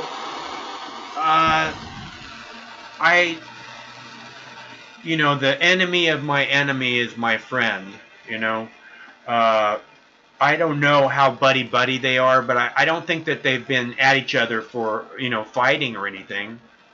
So, Right, yeah, and freaking the whole thing with us like arming Saddam Hussein and all that stuff. We're not the only government that did that. What was it? I think didn't we freaking? Oh, I'm sorry. Iraq wasn't the only government we did that with. I believe there's like this rumor that we weaponized Osama bin Laden so he could fight the Russians or something like that. yeah, well, Osama bin Laden was CIA trained to build an army and go do attacks on the Russians while they were invading Afghanistan. Right. And then we weaponized Saddam Hussein to go attack Iran. Yeah, Right? yeah. But we gave him a bunch of chemical weapons, and he killed 1 million innocent Iraqis. And it's fucking disgusting. I don't know, we don't see chemical attacks like this anymore. But there's just bodies everywhere. It's fucking disgusting, So wait a minute. You're saying that we gave Saddam Hussein chemical weapons and he used them on his own people? He used them on Iran. Iran. Okay. All right. I see. Yeah, that kind of sounds credible because normally when it's like a hoax, they try to say that, oh, he gassed his own people like they're doing with Assad. And then that is a pretext to invade the country, usually, right? 'Cause I think they said Saddam Hussein gassed his own people too at some point or something. I don't know. Anyway, it's always about gas. Like if they don't like you, then it's gas. It's weapons of mass destruction. That's what it is. Sure. Yeah. They really like using the gas one though. Well, the gas is easy because it dissipates quickly. You can cover the evidence quickly, so they can use that fucking as a story. It doesn't leave a big fucking divot in the fucking, giant nuclear hole or whatever. The gas is... Sure. So, you get a little bit of residue here, a little bit of residue there, and you can make gas. And there's all these different gases that are available that are easy to, weaponize. Chlorine gas. Right. You see, we see people here in America who get gassed by chlorine gas like every summer at some pool. So it's a pretty regular thing. It's not. Dude, I remember being a kid when you could still buy, what was that? It was like some type of drain cleaner at the freaking Home Depot. Yeah. And it was, had like hydrochloric acid in it or something. Huh. And then you could ball up aluminum foil and aluminum and hydrochloric acid react and it releases the chlorine. Huh. I gassed myself. Oh, huh. Yeah, that's not a good thing. That chlorine gas will fucking tear up your lungs, man. Well, it's like I dropped a ball of aluminum into the bottle, and then I was like walking to try to like throw it away, and it like came up out of there and like hit me in the face a couple of times. But like I'm all right. Yeah. Chlorine by itself isn't gonna like kill you unless it like replaces the atmosphere. It's not like nerve gas or Zyklon B. No, or any chlorine of that. gas will kill you. Chlorine gas will kill you. There's no doubt about it. Like I said, we see people every year in America sometimes even die after they've been exposed to this chlorine gas, almost always around swimming pools. Really? Yes.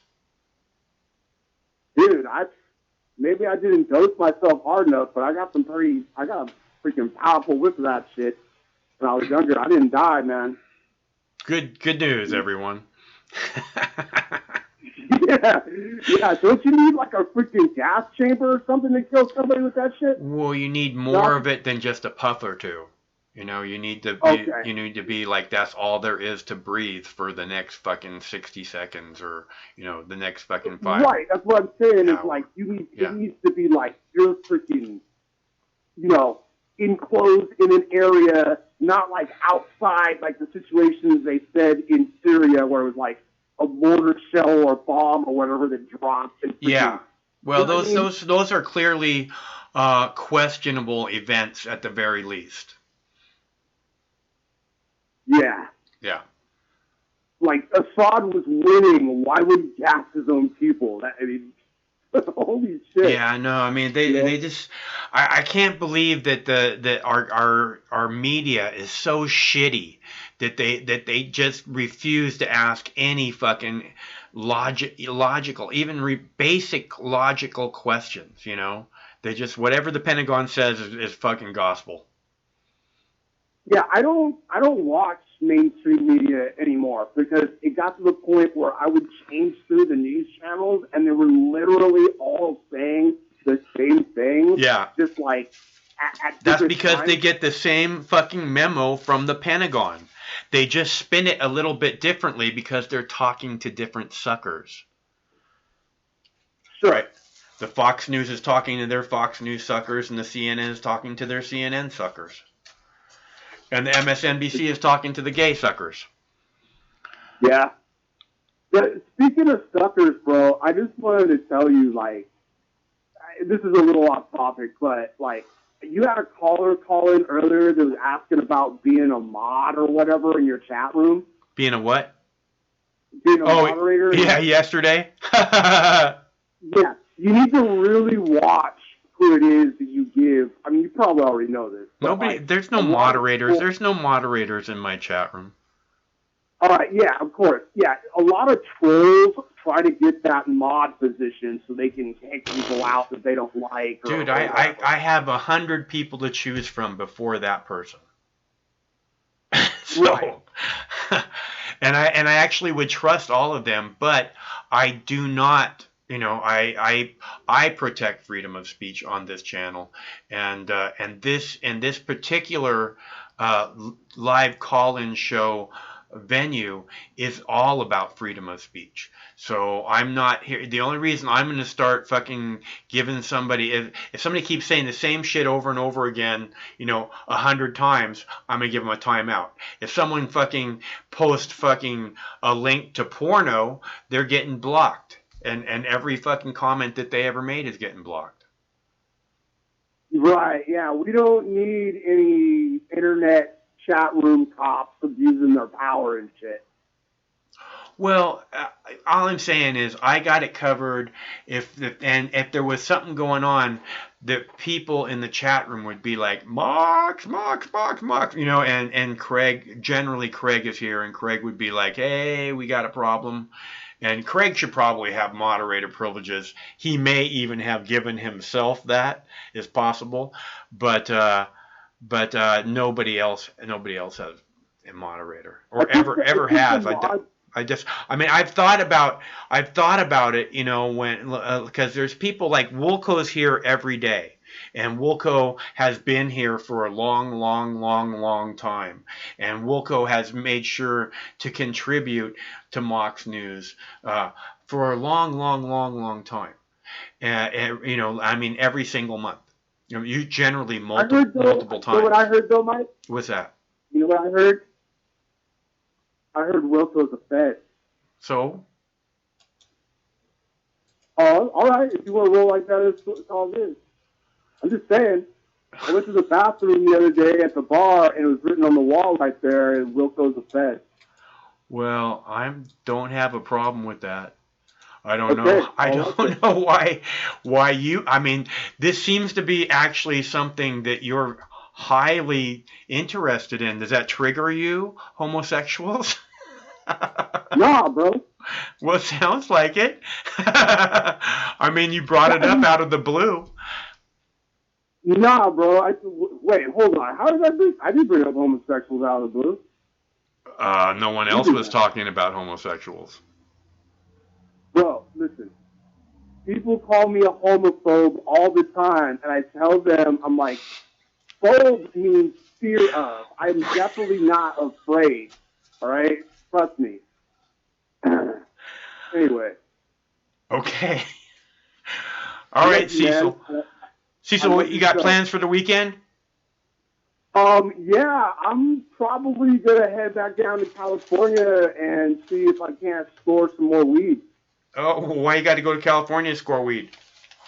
Oh, because my friends live there and they'll give it to me for free. Oh, well, how much? I mean, how much does it cost you to drive to California? Nothing, man. I'm just like commuting. My friend has a freaking bus and shit, and we're just gonna go down. I'm carpooling or whatever you want to call it. How much weed are they going to give you? Well, I mean that's kind of like confidential and stuff. You know what I'm saying? What that? But that's a little confidential, man. Oh. I'll tell you what though. I won't tell anyone. I didn't know it. Say what? I won't tell anyone. All right, man. But the Mexicans, they kind of know what they're doing, man. They grow that shit in the fields and stuff, and it's like every once in a while you get some seedless from them. They call it centomia. Yeah. That's Spanish for seedless. But they kind of know what they're doing. Sometimes you just get crap, but I mean, if you get it right at the source, like right at the border, Are you get pounds for like $300-400. Yeah. Pounds. Yeah. I grow my own. I don't know. So you're going to drive down to Mexico and pick it up down there? Wow. Northern Mexico, which is actually like San Diego. Oh, well, they grow actually really good weed in Northern California. Humboldt County? Well, yeah, they grow really good weed there. I've been smoking that since I was 15. Dude, when I lived in Central Oregon, I knew people that were from Northern California because it's really cheap to rent a house in Central Oregon. People are renting them for like $700-800.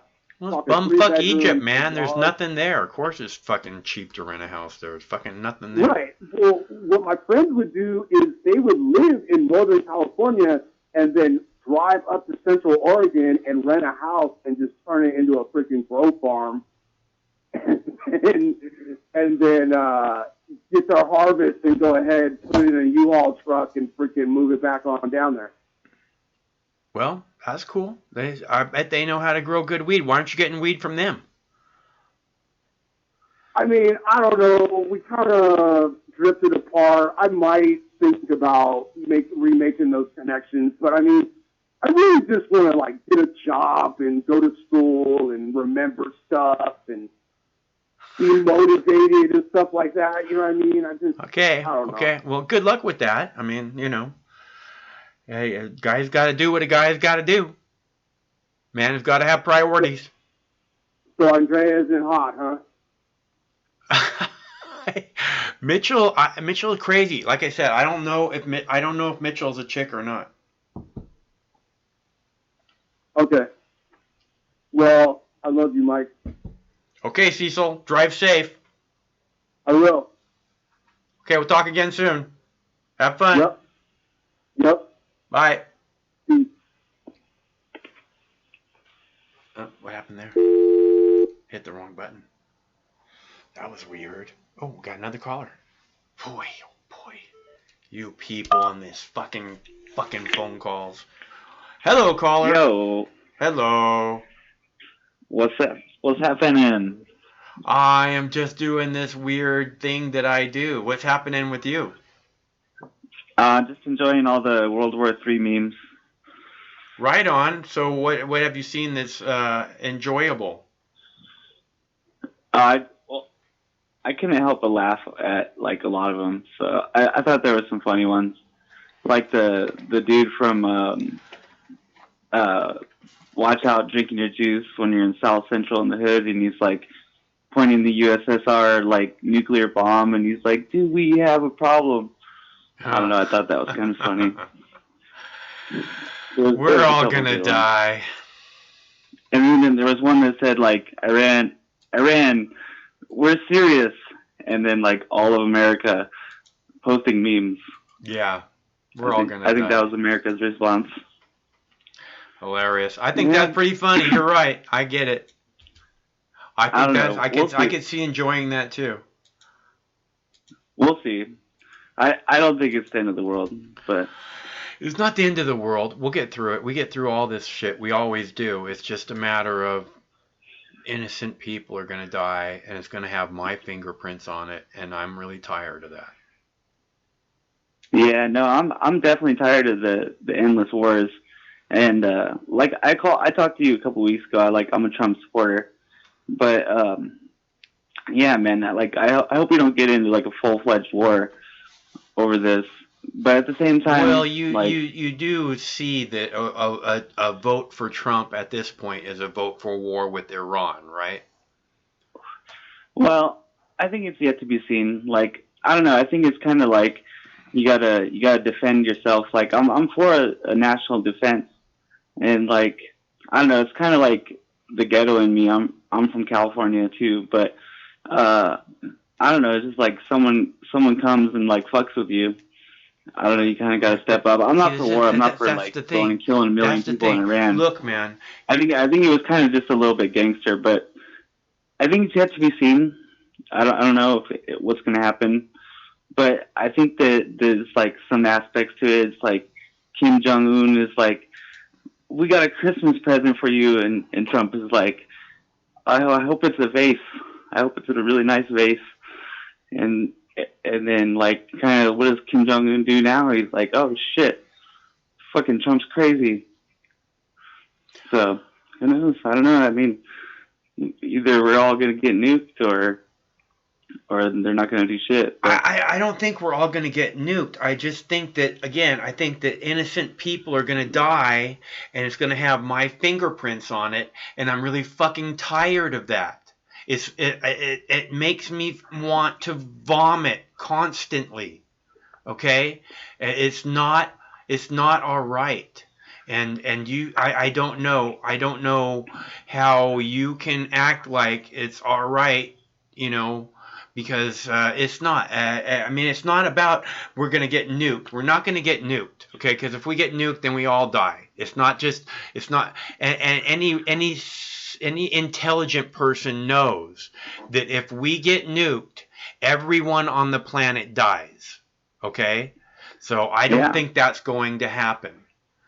So, but there's this other thing that I'm talking about. And it's that people are going to die, innocent people, and it's going to have your fingerprints on it, okay? And that means you are culpable. You are additionally responsible for these innocent people dying. Well, I think there's already innocent people dying in Syria. There's been like 1 million people that died, and he's one of the people directly responsible for that. I think that there's power struggles all over that region, that Iraq and all the countries surrounding Iran have already been toppled. I think that the people of Iran aren't necessarily like that happy with their government. I think that they are like crazy fucking murderers. Nobody's happy with their government. Yeah, governments suck everywhere. And governments act like fucking tyranny everywhere. You know what? Everywhere the government sucks, and that's like a worldwide thing. That they got these fucking dictators all over the place. Police and state. Just like, they're just more and more police state. Their population. And look at what humans have come through to even get to where we are. It's like we got iPhone 11s and we got these nice things, but fuck, man. Like, I don't know. I'm a little bit grateful that we have some sort of a government. At least we don't have China fucking government. Yeah, then we wouldn't be able to wear Winnie the Pooh t-shirts. Yeah, that'd be pretty fucked up. So, I mean, I'll back him up for now. I mean, if he goes and kills like 1 million people, I'm not gonna vote for him again. Right. And I'm a hardcore Trump supporter. What if he? So what if you vote for him and he goes and kills 1 million people after I already told you that voting for him means a war with Iran? See, then you helped him to kill 1 million people. I think that Obama started 7 wars and killed millions of people. Obama is absolutely responsible for the death of at least 1 million people in Iraq, just as much as George W. Bush, almost. Yeah, and I think that Biden was the vice president. He would have done the same thing. Biden's a horrible piece of shit. got- He has no business being in politics, and any sane Democrat would do their best to talk him out of this fucking presidential election because he makes all the other Democrats look shitty. Yeah, I think Michael Bloomberg is already in third. You know, Michael I think he's Bloomberg probably is fucking full of shit. Nobody wants Michael Bloomberg for a fucking president, and he's not a Democrat.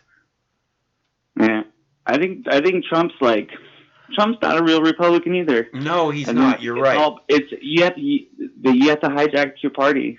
You know, you got to hijack the other side. I think we already hijacked the Republican side. You know, this isn't fucking the Boomer generation's president. I mean, he's a Boomer, but I don't know. It doesn't really. I feel don't the think same. is he a Boomer? Okay, he's a Boomer. Yeah. Okay. All right. Yeah, he's definitely a Boomer. Yeah. All right. Well, I think that you know this. I understand why people voted for Donald Trump, and I understand why Donald Trump got elected. But I can't support someone, you know, who's continuing to fucking up the ante by moving more and more troops into the Middle East and then fucking doing this fucking provocative shit. You know, he killed he assassinated, which is something that isn't done, the second most powerful person in Iran. Okay? Probably the most powerful man in Iran. Yeah. Okay. So what? There's not supposed to be any repercussions to that? I don't know. I don't know the answer. Yeah. It's yet to be seen. That's I true. think the world's waiting with the World War III memes. I don't think anyone's taking it seriously. But I don't know. We'll see. Like, it's gnarly shit. I think everyone knows it's fucking Gnarls Barkley. But yeah. Well, I agree. We'll see. The whole world's on the edge of their seat. The whole world's fucking going, what the fuck just happened? And everybody's worried about what the next shoe to fall is. So and Trump just drone striked another convoy of fucking people in Iraq right before I came on the air. So, and you know what? The more people you kill, the easier it gets. He seems to be getting pretty good at it. Yeah, I think when we went into Iraq, I was totally against the whole freaking war. Hated Bush too, but that only took 3 days to take out Saddam. You know, it was the fucking 19 years after that, all that bullshit. So I hope we're not planning on doing nation building or anything like that. Like I said, if we got to take them out and it takes 3 days and then the whole country falls apart, like I don't know. Iran is not Iraq. Okay, Iran is giant compared to the size. In size to Iraq, Iran is giant. The army that Iran has is a serious army that's been training for nothing else but to go to war with fucking America for 40 years. Because America's made it clear that they're coming for Iran for all that time. Okay, so and it's not gonna be anything like Saddam. So it's going to be and like I said, the very first bomb that falls on Iran, oil goes to $200 a barrel. Do you know what that makes a Domino's or a DiGiorno pizza cost? Frozen pizza, they cost $5 at the fucking store right now. Goes to $10. We're a net exporter of oil. We frack the shit out of the oil. We got enough oil coming out of our ears. Yeah, we export it all because only Iran oil is all changed. Those people are stealing allowed to buy the oil. Those people are stealing our oil, all our giant surplus of oil that we have. They're stealing it and they're shipping it all over the world and then selling it back to us. Okay, so we're getting fucked by the oil. They just price it in the U.S. dollar. And if the price of oil goes to $200 a barrel, that's going to include in the United States too, because that's what the price is, and the fucking oil companies only care about making money. Okay, so that's where we're at. Okay, it's not going to be like with Saddam. Okay, because the caller earlier brought up how they can fucking shut down the Straits of Hormuz. If they shut down the Straits of Hormuz, then oil is going to jump to $400 a barrel. But that's the reason that it's going to jump immediately to $200, because they can in about an hour. They can't even do nothing, and I don't think they're going to go to war. So, like, I really hope that they're not going to war. I don't mean to laugh, but when you say they can't do nothing, that's the sound of that somebody who doesn't know what they're talking about says. Even Reagan, they got a line. Reagan bombed the shit out of their navy. They tried to close the Strait of Hormuz. They sunk their whole navy in like and as I a said, few days. I mean, right, Reagan did that, and as I said, for the last 40 years, they have been since Reagan did that, they have been doing nothing but preparing for war with America. Okay, they spend America spends more on military than any other country in the entire world. Right, and you see how well that super, like, the I live only in San super, Diego, and all all these yuppie fucks that live here, they're all working at General Atomics and Raytheon. The only superpower in the world. You see how well they dealt with people living in caves and mud huts in Afghanistan 20 years later. Okay, that was our enemy in Afghanistan, was people in caves and mud huts. We're talking about a real motherfucking army that's been doing nothing but training for war with America. And last week they trained with Russia and China, making clear if you fuck with Iran, you're fucking with Russia and China. Okay, Trump supporter? We're all on the same page now? I don't know. I think it's yet to be seen. Like, if it's war with China and Iran, it's already been war with China and Iran. I mean, look at even George Soros attacking the Russian economy, or if you look at the Chinese trade tariffs and then you look at the trade war. I mean, dude, we already got adversaries out there in the world. Like, it's not like happy-go-lucky. This is competition. This is like people are freaking starving to death over there, and they will like do anything to ascend to the freaking level of living that we have. It's like cutthroat world. I mean, it sucks. I don't think it's going to be World War III. I think that there's been a bunch of blows thrown both ways. You know, there's a bunch of shit that happened. I mean, we stepped it up a few notches for sure, but it's yet to be seen. Like, I hope we don't go to war. That would suck. I hope it's not World War III. But well, that was an act of war, what Trump just did, assassinating that general. Okay, everyone seems to be on the same page with that. Why wasn't it an act of war for all the bullshit he did? He sounds like a fucking scumbag to me, honestly. When you see his resume, he doesn't seem like that great of a person. Like, yeah, I just published a video where they're saying that the people that Trump is bombing are killing ISIS in Iraq and protecting Christians. Okay, that's the Pentagon. That's who they are. That's true. Yeah, Iran did do a lot of shit, and it's the same thing with Gaddafi. We're like, oh, we're your friend, and then we fucking murder Gaddafi too. It's the same shit. That it is definitely like a John Bolton move, like I would say for sure. But at the same time, it's like we'll see. We will. Yeah, you're right. We'll see. And that's the thing. We're gonna get through it. It's not gonna. We're not. Like I said, nobody's gonna drop a nuke. We're not gonna all die.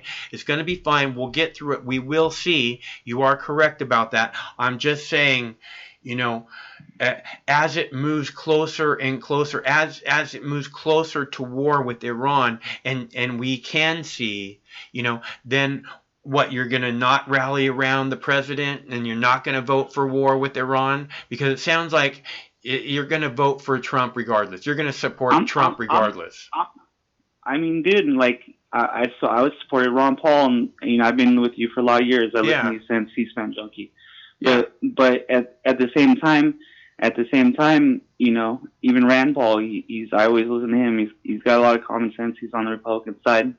And he sounds a lot like Tulsi Gabbard, but she's not going to get the credit from the other side. These fucking libtards, they're going to vote for someone fucking. They're gonna play their fucking bullshit shenanigans that they always do. So until then, like, Trump's what we got. Trump's the president. You know, Right, but it looks like I hate so many of these policies, dude. I hate so much shit that goes on. But it looks like Bernie Sanders may actually be able to step up and get the nomination.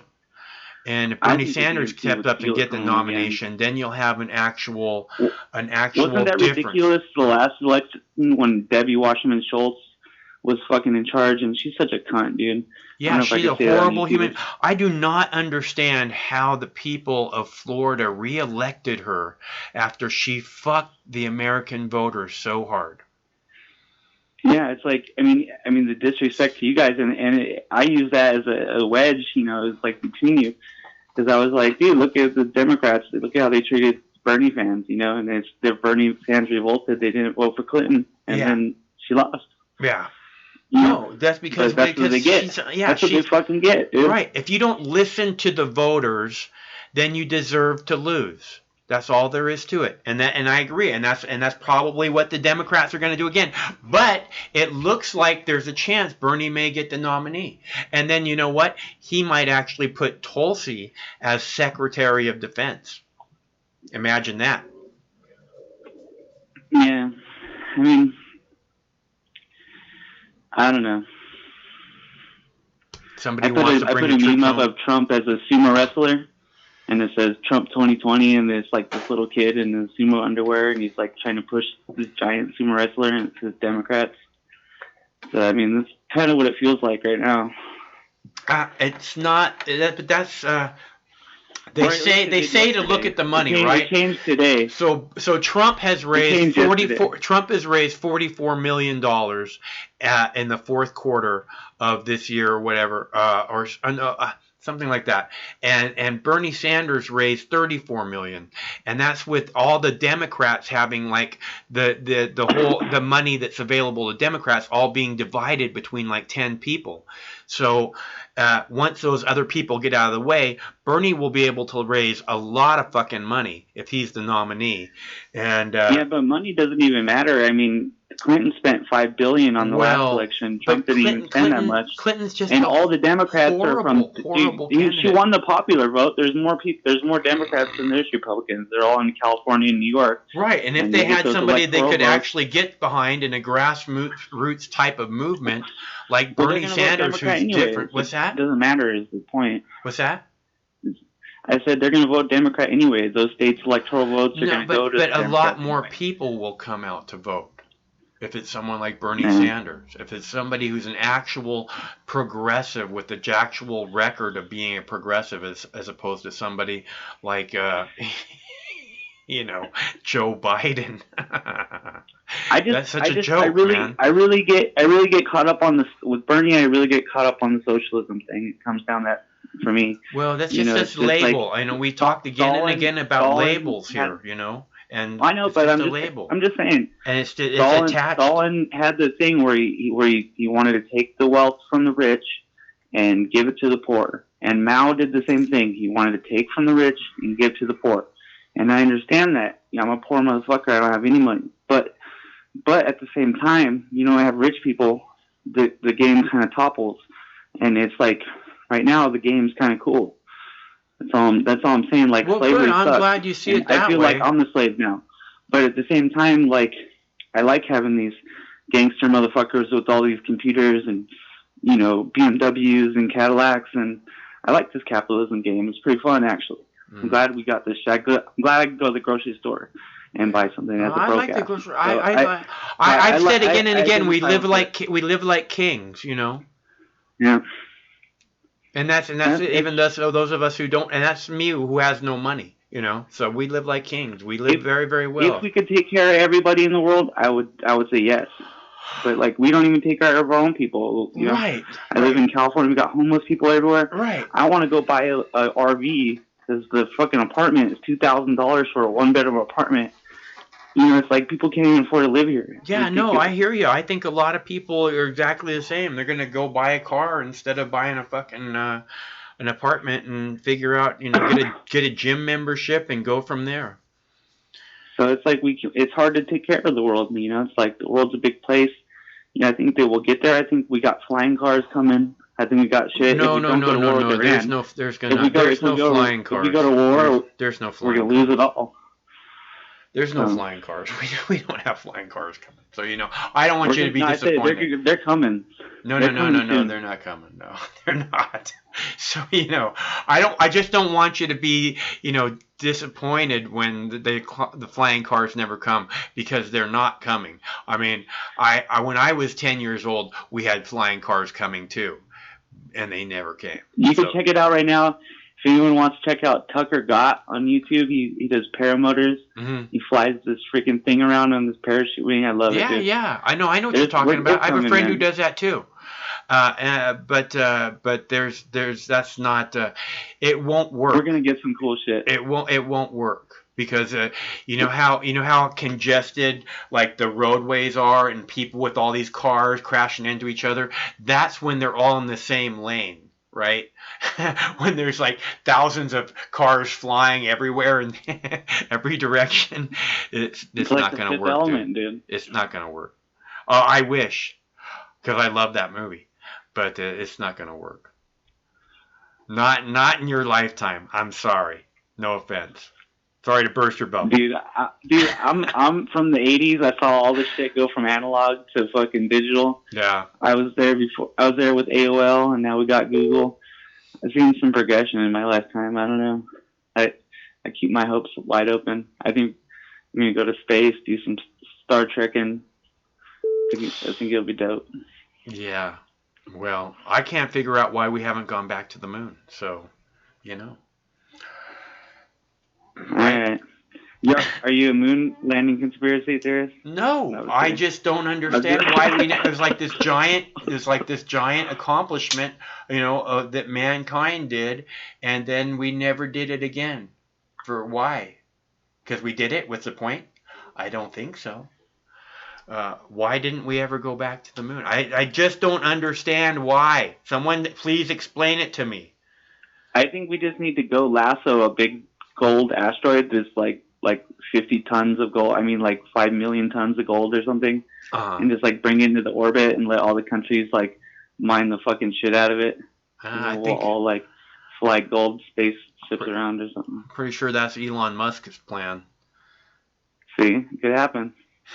That one might happen. I think they're planning it. They're working on it. The Japanese just landed some kind of a spaceship on an asteroid, and they took a sample of the asteroid, and then they launched back off the asteroid. I'll just be happy when they have like pure THC distillate in like giant jars that they sell at Costco. Then everyone can chill the fuck out, and then we'll all be happy. I don't need that. I would like to see. What I'd like to see is when you go to the farmers market and people who grow their own weed could like sell at the farmers market. I think not get arrested and the doors kicked in. Yeah, I think that would be so awesome, man. That would be awesome. You know what? Come to think of it, who's running that shit? Oh yes, the Democrats and Kamala Harris busting all the fucking people in California. Yeah, I agree. Those fucking Kamala Harris is fucking horrible human being, dude. And her father told her that. Or her father told the media that. Her father said that her grandparents are rolling over in their graves because she's such a phony human being. Okay? And I posted that here on Mox News. So I know. I'm not saying the Democrats are any better. I didn't say that. And I mean, like my Darrell Issa, the George Bush Republicans, they do the same fucking thing. So I'm not saying they're good either. I'm not definitely not. I John McCain died. I was like, good riddance. Fuck you, dude. Yeah, fucking A. That guy was fucking horrible human being. What a piece of shit. Yeah. When I'm pretty sure that when he fucking got shot down and captured, that everybody that he was flying around cheered because they knew that if he was fucking flying around them, that meant some of them were gonna die. Yeah. Yeah. Telling you. So. I think we just keep hacking away at these fucking politicians, and I think the internet's making it more easy to see through the bullshit. Yeah, that's why you're special, because you've been posting all the news clips for freaking 15 years, however many years, you know. So it's like, just keep hacking away at them. Yeah. They can't hide shit anymore. That's what I do. That's what we do. That's where we're headed. That's, you know, but I mean, we have to, you just have to recognize, I agree. We just have to recognize that they're the same on both sides and keep moving forward, and we'll get through it. We'll know the truth. We'll know the truth soon. They won't be able to hide it. Republicans and Democrats, you know, it's like, even with the Mueller investigation, we know it's bullshit. Yeah. Fucking pissed on hookers.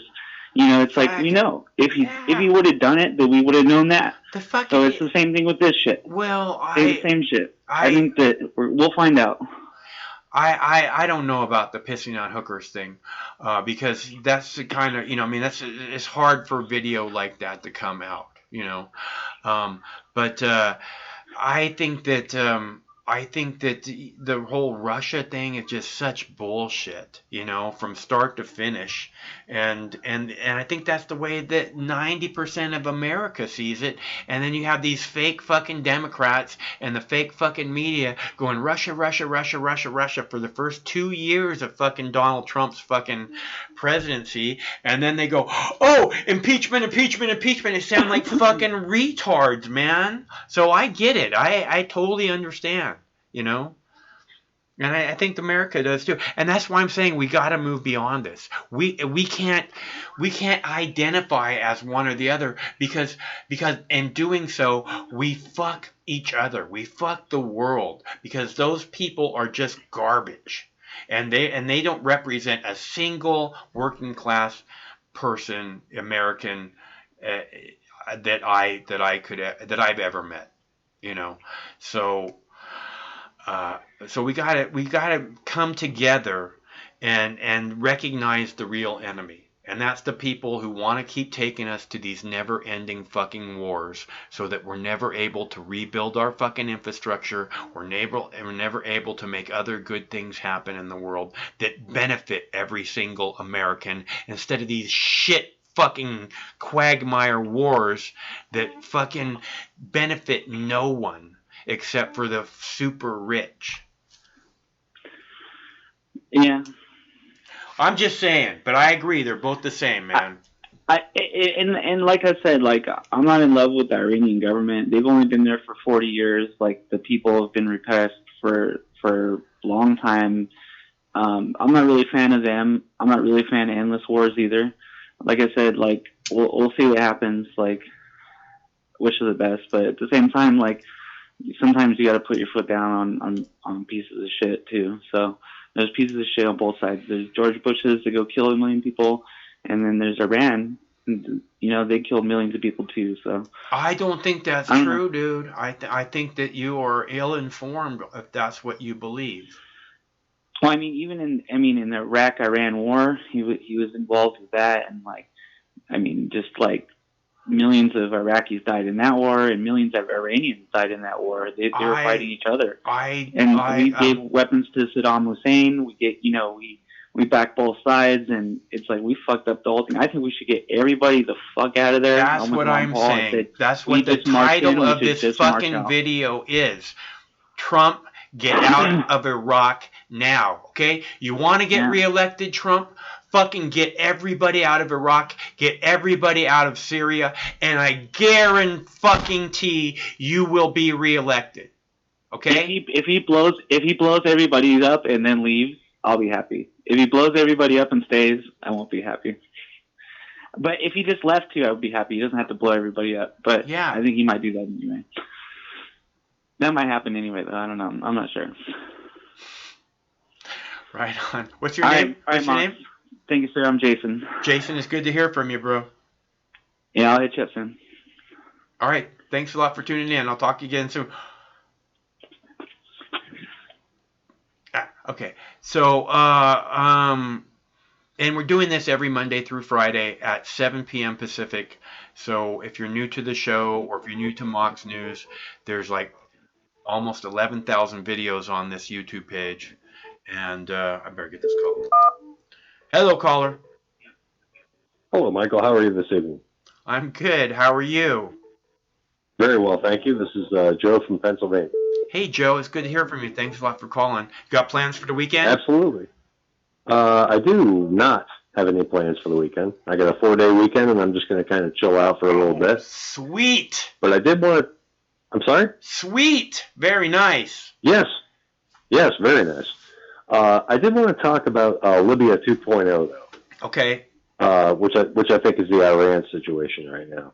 Okay. And I if there's one thing that I think this whole skirmish in Libya is driving towards, I think it has to do with, kind of like what happened in Libya.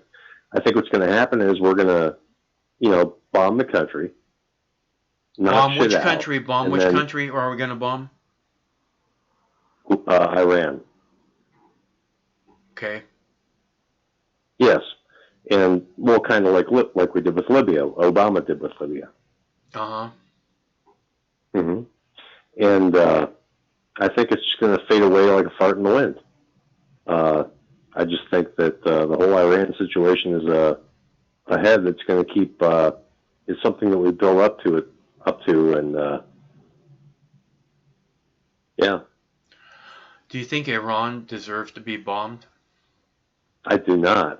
That's not what I was saying. No, I didn't know. That's why I asked you. That's why I asked, because I didn't know from what you were saying. No. Sorry, man. I've been drinking for a little bit today, but no, you don't have to apologize. You're being very clear on what you're saying. It's just that was something that was left out, and I was wondering. So go ahead. Oh no, that's what I'm saying. I think it feels like Libya 2.0. Yeah. It feels like this whole build up to Iran that's been going on for the last decade is now finally hitting its end game, and the end game is if you can't, get them to fuck. Sorry, brother. Well, Joe. Hey, Joe. You know that last week that China and Russia were doing joint war games with Iran in the Persian Gulf, right? No, I did not. Yeah. So, and I believe that was a signal that's saying, don't fuck with Iran, because China and Russia are on Iran's side, and I think that people misunderestimate the size of Iran and the size of their military and the reach that they have around the world. Because they don't have nuclear weapons or whatever, it seems like they're just their missiles can't reach us, so we're good. They have people everywhere. Iran is a military by proxy. Yeah. Okay. So, well, no, they're a military by proxy, which means that they have allies with Russia and China and Syria, and they're all intertwined. So, I guess what I'm trying to say is. Mox, I'm probably going to call you back at a later date. Hey, Joe, I hope you really enjoy the fuck out of your weekend, man. I know what I wanted to say, and goddamn it, I've been putting it off for a while now. So, but no, the whole Iran, China, Russia situation with Syria, they're all allies, and yeah, I'm going to call you back. I'm going to call you back later, Mox. Okay, Joe. Enjoy your weekend, all right, bro? Happy World War III, brother. Yes, Not really. Same to you. See ya. All right, brother.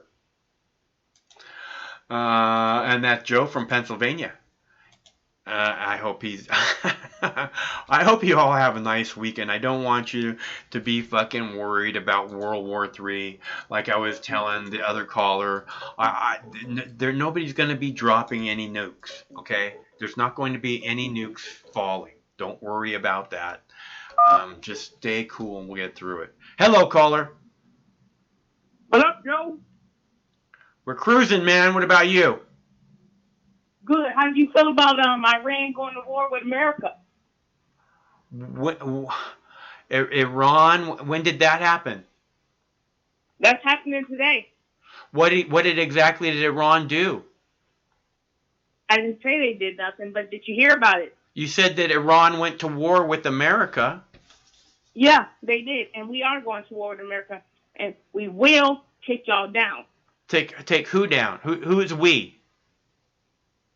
The Iran government. You are we? You are part of the Iranian government?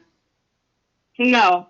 Okay, But I am an American citizen, and I'm scared for my life. Why? Don't be scared. Don't be scared. There's nothing to be scared of.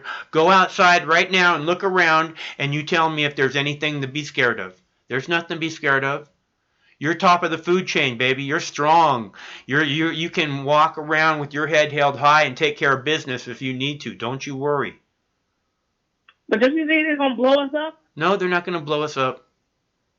Don't be afraid. That's programming. That's from the Pentagon wants you to be afraid. The news media wants you to be afraid. You know why they want you to be afraid? Because then you turn to strong leaders who say, "Oh, we got to fight them over there, so we don't have to fight them over here." You know, don't be afraid.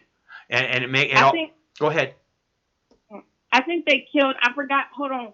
I think his name was the Saad. Wait, hold on. No, his name was Hussein Salman. Yeah. You know? Salmanal. Yeah, I know. He was the general. You're right. Head general. Yeah. Trump killed him yesterday.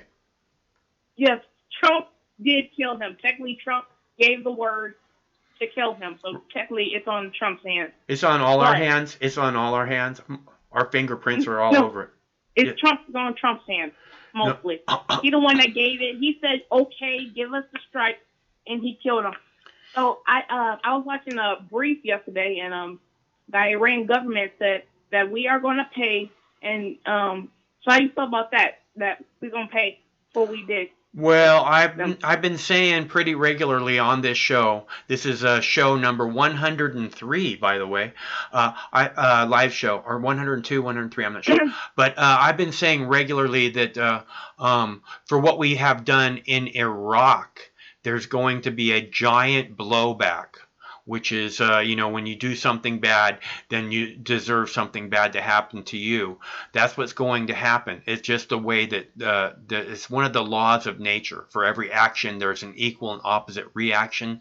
So for what happened in Iraq, it may take a generation for it to hit us, but we have giant blowback coming from Iraq. Now, what's going on with Iran is I don't know. Those people don't want war, okay? They've been trying to avoid, they've been doing everything they can to avoid war with America forever. They're scared? No, they've been training for war with America for 40 years. They're ready. They're ready. Nobody wins. Nobody wins, right? If there's war, that means all these innocent people die. Nobody wins except for the rich people. Well, technically, America has the most missile power in the world. So I think we can give a good fight. But still, yeah, you're right. Nobody wins because everybody died. Yeah, so, nobody wins. Yeah, it's not really a win. Even if we did win the country, we still lost. Like, how many people died in World War I and II combined? Like, I don't even know. A lot of people. A lot of people. Yeah. But how do you feel about Donald Trump, our president? Is there any Democrats that you like? I love Tulsi Gabbard. Tom Sire, really? Yeah. Why? Because, he's been calling for Trump's impeachment for 3 years. He's a self-made billionaire. He's worked. He knows how this government is so corrupt. And we don't even, he's the businessman up there. We need a businessman in office to show us how to do our taxes, to show us how to give America a better freedom. Maybe. I don't know. I kind of had enough of billionaires myself. But, hey, what, you going to be mad at him because he's a billionaire? Yeah, I am. Well, you can't be mad at somebody for making $1 billion self-made billionaire. You can't be mad at somebody because they did that. That should just show you that they can work hard, play hard, and make some money for America. He's just bought his way into the fucking Democratic race. No, He spent that other billionaire bought his way in. right. They all do. That's the problem with the billionaires. Okay, is that they own politicians. They're part of the reason that the war is continuing to go on because the rich people want the war to go on. Okay, because they say again and again they own the politicians. Oh, that's why you like Tulsi Gabbard. I like Tulsi Gabbard because she cares about important things that matter to all of us. She's a Republican, but she's also a Democrat at the same time. She's not a Republican in any way, shape, or form. She loves Republicans. She loves their politics. She loves people. She loves people, dude, and she loves we the people, and she loves freedom, and she's fought for freedom. She went to a war in Iraq. She volunteered to go to war in Iraq. She volunteered to go there as a medic. Anybody that served our country is amazing. Anybody that served our country is amazing. But still, she is a colored Hawaiian woman who is also not that good. But let's not talk about her. I like Buttigieg. Why? Why? No one ever heard of him fucking 6 months ago. Because I think we need a new face in office. I don't think we need all these politicians, these old politicians. Oh, Buttigieg is just... Okay, Tulsi Gabbard is a new face. Okay, and she actually walks the walk. Okay, Buttigieg is a status quo gatekeeper. Have you looked what he a status quo gatekeeper? Have you looked what he? Jay, you gotta say that because he's gay. No, I said gatekeeper. What are you talking about? Gatekeeper. Okay, keep going. He wants to keep things the way they are. Okay, in his town where he's the mayor, they have a problem with police brutality against black people. Okay, meaning that they have a racism problem in their police force, and their police force has less than 5% black people on the police force, and it's a 50% of the community that they're serving. Okay, and in the 4 years that he's been there, he's done absolutely nothing to fix that problem. I feel like you're just spitting out things you hear from the right media. I watched the black people protest at a town hall meeting. Lots and lots and lots of them talk about what a piece of garbage he is. I have it posted here on my fucking website where there's 11,000 videos. Okay? This is what I do. Do you vote? Yes, of course. Okay. Will you be voting in this election? For Tulsi, if Tulsi's available to vote for, if Bernie's available to vote for. You know Tulsi's going to drop out. She doesn't have enough money to campaign. You know, that's why she made the fourth largest amount of money of any of the Democrats this quarter. Fourth, not first. Fourth. That's right. Bernie was first. Bernie is first. Bernie's first. No, Tom Steyer's first. Billionaires always go first, buddy. See, this is the problem, is that people want to always suck the billionaires' balls, and I don't want that. I'm tired of that. I don't want billionaires around anymore. We've had enough of billionaires. Everywhere they go, people want. You want Bernie Sanders to tax billionaires all that money? No, I want Bernie Sanders to fucking be a man of the people and come out and do the things that he's talked about. Yeah, I know. I hear you. But the thing is that he's the one who has the support right now that has the potential. Again, he's getting the movement. He's getting the push. And it looks like he's going to be the one to face Donald Trump. Okay, good. I looked at the stats. And not even trying to talk about nobody, but he had a heart attack and, he had a stent put in. So I just looked at the stats. I agree. That's an important fact to look at. I agree. You think a president, and I'm not even trying to be, I looked at the stats and it says people that usually have heart attacks live for almost 25, even 10 years. So if he wants to run for office, he really needs to get back in shape because that's really what took his almost took his life.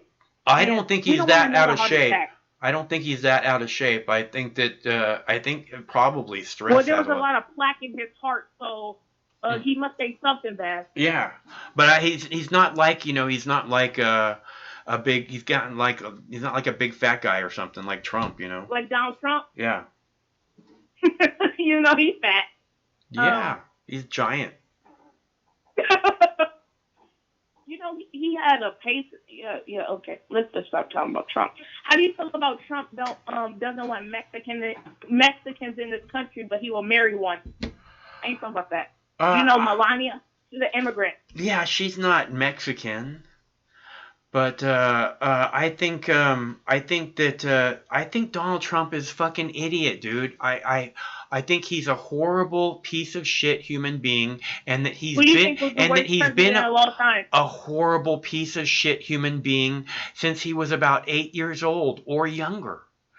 He was born with a gold spoon in his mouth. Yeah. At 8 years old. Yeah, no, he's at 4 years old, he was receiving an income of equivalent to today's dollars, $800,000 a year. That's what he was getting in an allowance at 4 years old. Yeah, his allowance was his father gave him $8 million. That was his allowance. That was just his allowance. That's just what he got. He is he's not even a self-made millionaire. He's a rip-off, got bankrupt 4 times. He's bankrupt 4 times. Yeah. But he says he's so rich. And when you look at his billionaire status, he's like number 98, but he's bankrupt like 4 times. So how is that number still up there? Because he's not making money, like, I don't know, maybe hotel. He seems to somehow, he's a huckster, you know what I mean? He's a con man. Yeah. He's a con man. So he somehow he's conned people into believing that he's worth more than he is with this like branding, by branding his name with all these different places and stuff. It's a strange thing. I don't know. He may be worth that much money, but who knows? Anyways, you got plans for the weekend? Yeah. What's going? I got to go to I have to tell you 2 more things, but yeah, I have plans for the weekends. I have to go to Washington, D.C., because in a couple of weeks they're starting the hearings at the Senate. It's going to be good. I'm going to be watching it on TV. Right on. Awesome. Are you going to be watching them too, right? Yeah, I'll be posting all kinds of videos. Yeah, and then how did you feel about what's her name, Elizabeth Warren, saying she's Native American, but average white person is more Native American than her, and she stole college tuition from a black person. I mean, a Native American, same thing, because she said she was African American or Native American. Well, I think there's a pretty big credibility gap when it comes to Elizabeth Warren. I mean, she was a Republican for a long time, and then I think she saw politically that it would be advantageous to her to be changed and become a Democrat and then run for office. And so I don't really trust her. I think she has a lot of credibility issues. Have you ever wanted to run for like governor or mayor, or do you ever want to be like a political analyst? I'm running for president. No, you ain't. Well, I did in 2016. You did? Yeah, Mike Hawk for president. What was your name called? Mike Hawk. Mike Hawk for president. You spell that? MikeHawk. Mike Hawk. Say that again. M-I what? It's Mike Hawk. Mike Hawk. Mike Hawk. What'd you say? Mike Hawk. Mike Hawk for president. My God. So spell that, please. Am I what? Huh? Are you have plans for the weekend? What? I don't know. Yeah, I have plans for the weekend. Good. I have to go to. I'm going to Georgia to go to the Black History. It's a fair, Black History Fair. Awesome. That sounds awesome. To celebrate, African Americans, all the slaves Right and on. stuff like that. Well, I can't believe this country had slaves. Oh my God. Well, I don't blame you. well, I thank you for that. I don't blame you, but I do blame your grandparents and your grandparents before them, and I do blame those people. But this is a new generation, this is a new country, but are you racist? Just asking. I don't think so. Probably a little bit, but I try not to be. How are you racist? What's that? How are you racist? A little bit. Well, I think again, there's a lot of programming that goes on, and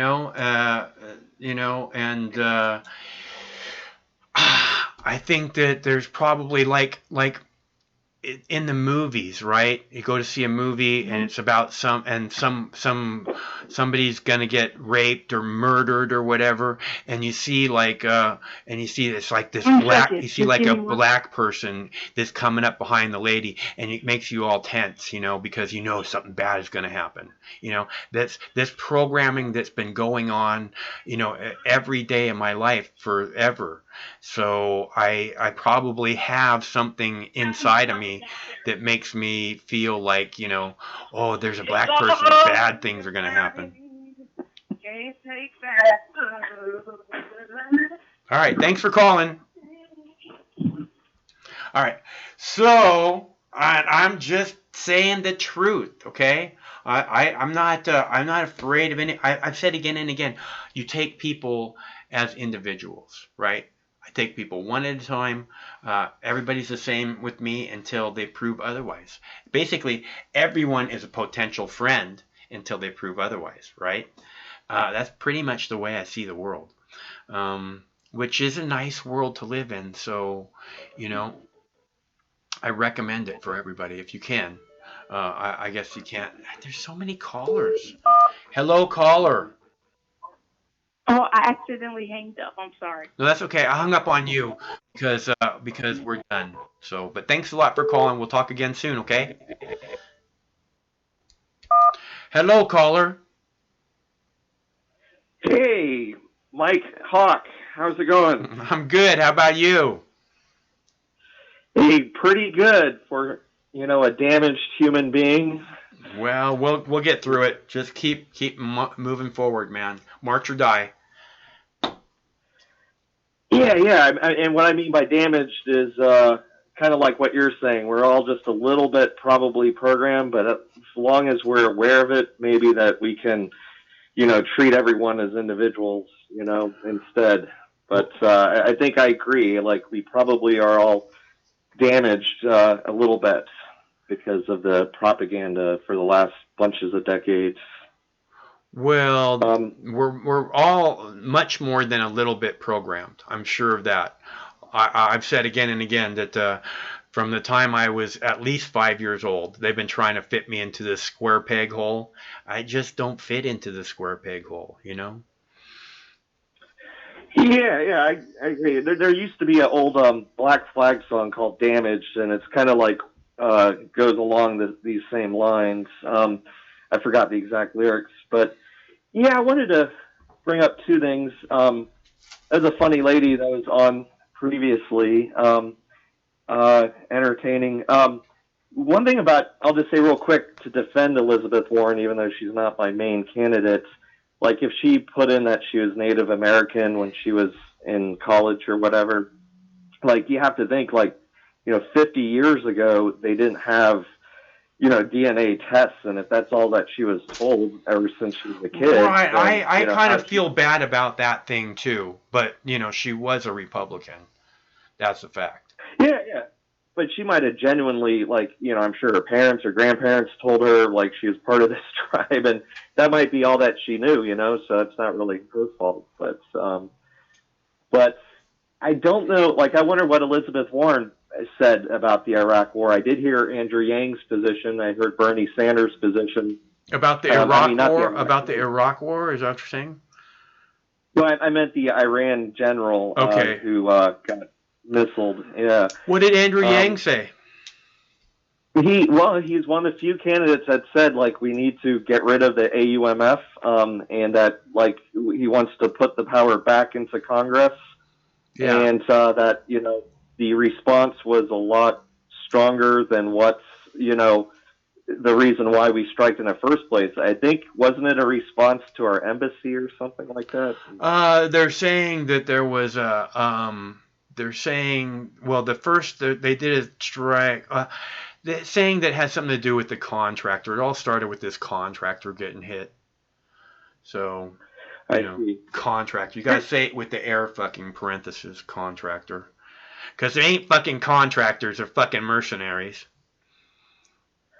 Yeah, mercenaries. Like either we need to do a Marshall Plan or we should just get out completely. And I have to say, like, I don't think that we're going to do the Marshall Plan. Yeah. So, like, it doesn't seem like, I mean, our country needs that first. Yeah, exactly. We need to do that. So, like, I mean, I would say, like, let's just get out of that whole desert area and, like, do what Trump promised, put America first, actually. Right. That's what I'm saying. Yeah. I mean, that's the title of this video. Trump, get out of Iraq now, right? And I'm telling you that if Trump just pulls all the troops out of Iraq right now, pulls all the troops out of Syria right now, Trump wins the election. And he probably should if he did that. But he's doing the fucking opposite. Yeah, it's kind of confusing. I mean, he did run on, I think, and also, like, if Andrew Yang or Bernie Sanders got, like, really strong, like, you know what? It's hard to run as a peace candidate, I think. Like, there's people who've tried in the past, but politically it's almost like, as disadvantageous as, like, running as an atheist or something. I mean, it's very difficult in this climate with our military-industrial complex news stations like MSNBC and all that. They're not going to like you. They're going to kind of box you out. Like Tulsi Gabbard's a perfect example. Yeah. I mean, look what they've done. So, who ran a successful campaign, though, on, less wars, and who's the only one I've seen actually successfully do it? Who's that? Donald Trump. I mean, in 2016, he's the only person, like, if you're going to run, like, a dove kind of, stance, you have to, be really strong about it, and you have to reassure. Like, you have to say after every peaceful statement that you say, but the U.S. is going to be, like, no one's going to be stronger on defense than me.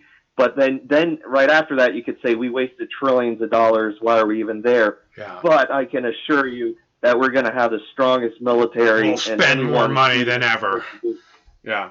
Yeah, exactly. I mean, that's. I think Obama, ran on. I think people were kind of convinced that Obama was a peace candidate also in 2008, although he seemed hawkish on Afghanistan, kind of like we can't just pull out of Afghanistan. We have to make sure everything's blah blah blah there, But he was clear that he was going to pull out of. He was going to end the war in Iraq and bring the troops home, and so I think that he was pretty much running on a anti-war platform too, and so that was incredibly, and which is a big part of why he was so disappointing. Because he was just another third term of George W. Bush. Yes, that's right. And I think that's why some people are getting Trump fatigue, that were Trump supporters, which I'm not really, but I mean, it's hard to support someone who's, who made a casino go out of business, who doesn't pay contractors, who had Trump University, who hires, like, what's her name as the Department of Education, but Betsy DeVos. Yeah. May I ask you? And John Bolton, and I can't stand that that there's not the daily briefing anymore of the White House. For how many fucking generations there's been daily briefings at the White House every fucking day, and now they just don't do it anymore. because Donald Trump doesn't want to do it. Because Donald Trump's press secretaries can't keep up with his fucking bullshit. Yeah, that's a good point. That's a good point. I honestly, I think it's kind of weird because he actually does really good at, arguing with the press. I mean, I think if anything, it always makes him look better. But that's just my opinion. He defends himself very well. It's the people around him who can't defend himself, who can't defend his fucking, horrible fucking actions and the way that he does business, like you're saying. He's just a fucking horrible douchebag troll. And it's really hard to defend someone like that and keep up with their fucking pathological lies that only make sense in their own head, which is why he can, which is why he ended it, because he sees that he's the only one that can actually defend him. So there's no reason to try and put somebody else out there to fucking try and defend me every day, because they can't do it. I'll just do it myself. So, let me ask you, I've noticed a little change up in your show in the last month. Like, this is like a Mox News version of like Washington Journal, and I love it. But is this like, are you still going to be posting a lot of news clips, or are you just turning this into a news show, or what exactly? Well, I posted about 5 news clips today and 5 news clips yesterday. I've been taking it easy on the news clips because I've been having a community guidelines violation strike that was supposed to end yesterday, or was supposed to end on January 1st. And then on January 1st or on January 2nd, it said it's supposed to expire on January 2nd. And now today is January 3rd. And when I pull up the violation, which is still there, the community guideline violation strike is still there, it doesn't have an expiration date. So I don't know what's going on with that, but I've been trying to lay, and YouTube has been doing this massive purge, right? They've been getting, they got rid of like millions and millions and millions of YouTube pages, and CNN alone has taken credit for getting rid of at least 3 million YouTube pages and 11 million YouTube videos. So I've been laying low for the last month or so, but the war thing makes it a priority for me to be able to post videos. Because I do it in a little bit different fashion than other people, and I'm a big, I'm a big free speech guy, so I'm not gonna, if I don't like what you're saying, it's not like you're gonna get blocked. I want people to be able to say what they want to say, Yeah, totally. I think, one thing I would say is there does need to be a public option YouTube, like back in the 90s, there used to be like public access cable TV shows. There needs to be like a public YouTube where everyone can go on and it's just total freedom of speech. It's like, 18 years of age and older only or something. I don't know. I mean, where you don't get censored. Because do you have in your chat, can people donate to you in the chat? I see a lot of people have that format up. Maybe you don't even want to do that, but I could see your show, like maybe once a week or twice a week, you have a 3-hour show, maybe Monday, Wednesdays, and Fridays, and then you just play the top news shows, and then you can actually cut up some of your shows and put them in small segments, after that, and then maybe some people that support you can donate to you while they're watching you live. Is that something you're going to do? Or if you're talking about the super chat, the YouTube won't let me have the super chat. But I put links into the chat to my PayPal and to other things on a regular basis. Like right now, I'm putting link to my PayPal and to my GoFundMe and to my Patreon or whatever the fuck that's called, Patreon. Because and I have the links in all the videos, I mean, it's like in the description box of all the videos. If people want to support this, they can support it, but I'm not, but YouTube isn't going to help me get any money, because YouTube doesn't like me.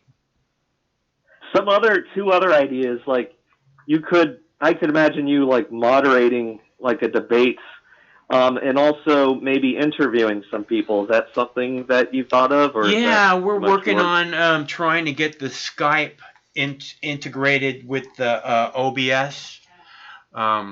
Yeah. So hopefully we'll figure that out here soon, because I would like to be able to reach out to a few people, Tulsi Gabbard, and get a few interviews, because I've done that in the past.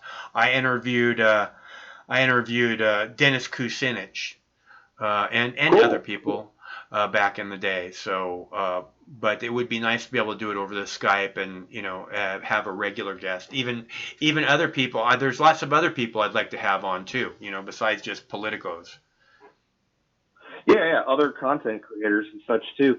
And also, like, I've noticed that you've kind of expanded which news clips like you put on. Like sometimes you'll put like Russia Today or RT or whatever. Like, and maybe there might be lots of other ones too. I mean, of course, you're kind of known for putting, like, you're making a journal of like the main MSM, the traditional outlets, but yeah, there's a lot of news going on. Well, the thing about the there. MSM is that there's a lot of interviews and discussions with people that you want to hear from, like congressmen and senators and other people like that. Different authorities that you don't see in the smaller outlets or in the foreign news. So you kind of have to almost go to the MSN for that. And then I also add in foreign news. I add Japanese news, I add British news, I add French news, I add Canadian news, and then I add local news from Seattle and all kinds of other news sources too. So, and of course, lots of C-SPAN. So I want you to imagine one thing, and is like there are people that are out there that have no idea that we even put a missile into an Iranian general yesterday. I mean, now that's not necessarily a bad thing. I mean, it probably is a bad thing. You want an informed electorate, but there are like whole different universes out there that some of us are not even, like, I was watching yesterday. I kind of got into, like, I couldn't stop watching it. There's this, like, for example, there's this channel called My Little Homestead. You can check them out. And they had like a whole series. Like, it was so entertaining watching these people build this homestead, like in the Southwest and stuff. And it took me totally away from all this politics and stuff. Sure. But it was very inspiring. These are Sure. people that are living on their own and being self-sufficient. Yeah. And it's just interesting to know that there's other worlds out there where, like, people aren't even paying attention to politics and world events, and maybe that would be great if everyone did there's that. There's actually places where people don't have screen time. Can you imagine that? Yeah, there's pockets of society that are like kind of sectioned off in their own realities, almost in their own universes. And another thing I want to throw out there is, like, I'm a little older. I'm in my 40s. Like, when I was young, though, during the first Iraq War, and I'm totally anti-war now and constitutional, but when I was 18, man, I was all like gung-ho about going into the first Iraq War because I was being patriotic. And so, a lot of people out there have to realize, like, people's mind, like, you have different people in your audience, and the people change their mind over time. Like, I thought I was doing the right thing, and I remember even, like, giving the bird to, like, people that were protesting, and I thought I was all so smart and stuff. Nowadays, I would be the person protesting, and it's kind of weird. But, that's the thing is I try and that's a thing about what I'm doing as a host here, is I'm trying to make sure that everybody's welcome, even if you're not up to speed or whatever, you know what I mean?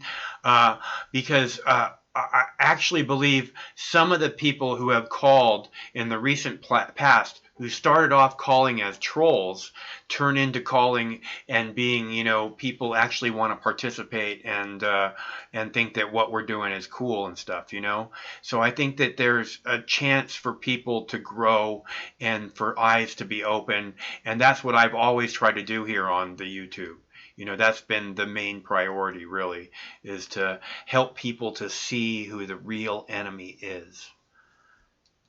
Yeah, and I get a sense that's like, I think that we both probably share a fond admiration for Brian Lamb, because, like, back when he was moderating C-SPAN, you have no idea if that guy was a Republican or Democrat or independent. He let everyone speak, and And I think we need, kind of more of that. It's just really hard to tell what his politics completely were. I mean, now you're a little different than that, but there is something similar to that kind of post, And, see, the thing is people like to say that C-SPAN is, it doesn't have an agenda, but I see the agenda. It's really obvious, especially when it comes to like the Washington Journal, right? They'll do a segment about legalizing marijuana, right? And they'll break the callers down into, are you for legalizing marijuana or against legalizing marijuana, right? And what will happen is they'll make, and instead of actually just allowing to take the calls as they come in, they go from one line to the other line to the other line, as if it's a 50-50 argument, trying to persuade the people to believe that maybe America's not quite ready to legalize because it's a 50-50 argument still. So I understand. You know what I'm saying? They do this. There's it's very subtle, but there's definitely an agenda there, and it isn't about the people, I'm pretty sure. Yeah, I agree. That's framing they're framing it. So I agree with you on that. And maybe, there's lots of ways to look at things besides just 1, 2, or even 3. Like that song, Both Sides Now. I never really liked it so much because there isn't just both sides. There's like infinite amount of sides. And even though I like the song a little bit, but so one final thing is, as far as strategies go, I'm an independent, and I would much love to see, ranked choice voting and that kind of system. But my strategy is I'm going to support Andrew Yang, but if he's not doing well by Super Tuesday, then I'm going to start supporting Bernie Sanders, and because he does have the momentum behind him. But I want to give, Iowa and New Hampshire, South Carolina and Nevada a shot because I think, let the voters decide, and you never know what could happen with health and all that kind of stuff. I agree. I really hope that we can see an honest outcome out of Iowa and New Hampshire and see someone actually catapulted forward. I would love to be able to see that happen, man. Especially if it was Tulsi or Bernie or Yang. Yeah. I mean, I'd be happy with Bernie. I mean, I think it would be a big improvement. I think he's our compromise. Bernie is. He's not as, I think he kind of is. A lot of people think he's a revolutionary. To me, he's a little more tame, actually, in some areas than I would like him to be. But I agree. I agree so much. I can't even put it into words. Yeah. But Andrew, $1,000 a month citizens dividend, which was originally proposed by Thomas Paine, Martin Luther King, even Milton Friedman. I mean, I can't just think about I have some distant cousins that are struggling. They don't even have a car, so it's hard for them to even work. They have kids. Now, if everyone knows someone like that in your family or friends, and supposedly 50% of America is one paycheck away from being homeless. Right. It's I can't imagine anything else that would have such a, people that aren't even, this should be, there's a person running for president who's offering $1,000 a month as a policy. I mean, wake up, America. Don't be too big to admit that would not help your community. I mean, it's I don't know why he's not getting a lot more attention than he is. I mean, it's a trickle up economy instead of a trickle down economy. Check him out, Andrew Yang. But if he doesn't get the momentum, then Bernie does. Listen, do you think I mean, if let's say that Bernie becomes president, okay? Let's just go there. Yeah. So then, is Andrew Yang going to make the perfect guy for the Treasury, or is there somewhere in the cabinet for Andrew Yang, or to continue forwarding his ideas? Where would you put him in the cabinet? Maybe the Department of Commerce or something like that, or just an advisor. I mean, he would definitely have a place there, I think. And I would put lots of people in the try to. There might be some people that only work part time. I mean, I would love to discuss things with like Elon Musk, even though he might not want to do it full time. Right. I mean, yeah. No, I think all those people should be brought in. I mean, we have to begin a discussion on an actual, 21st, if not 22nd century infrastructure and what it should look like, and begin building it. Because what, we're going to wait for the next people to do it? I mean, what the fuck are we doing? This is idiotic. One thing that would help Bernie Sanders is to name some people that he would consider as vice president. I think as vice president, I think that would help Yang as well. Well, you think Yang would make a good vice president, huh? I think he would. That would be a good team right there. I think though, you're going to want a female vice president if you're a male presidential contender. I mean, it's there's a lot of people that want to see that, and so. Who do you think? Yeah, who do you think's on Bernie's short list? I think Nina Turner would not be a bad pick. I think Tulsi Gabbard would not be a bad pick. I think probably a safe pick would be someone like Kristen Gillibrand, who was supporting the public financing of elections. Those are some. She's so fake. I can't stand her. You don't like her? I can't stand her. Well, I like her democracy vouchers though, and the fact that she's supporting that is pretty substantial. So well, I don't know much about her though. Yeah, I think I would love to see Tulsi there. I think that Bernie could win in a heartbeat if he said, "I'm only going to fucking run for one term, and Tulsi Gabbard will be my running mate." If he said that right now, everybody else would be out of the race. Tulsi would be a good pick. I mean, it might not look like it now, then that's not something he would want to announce now because the media would slam him on it because they don't like her.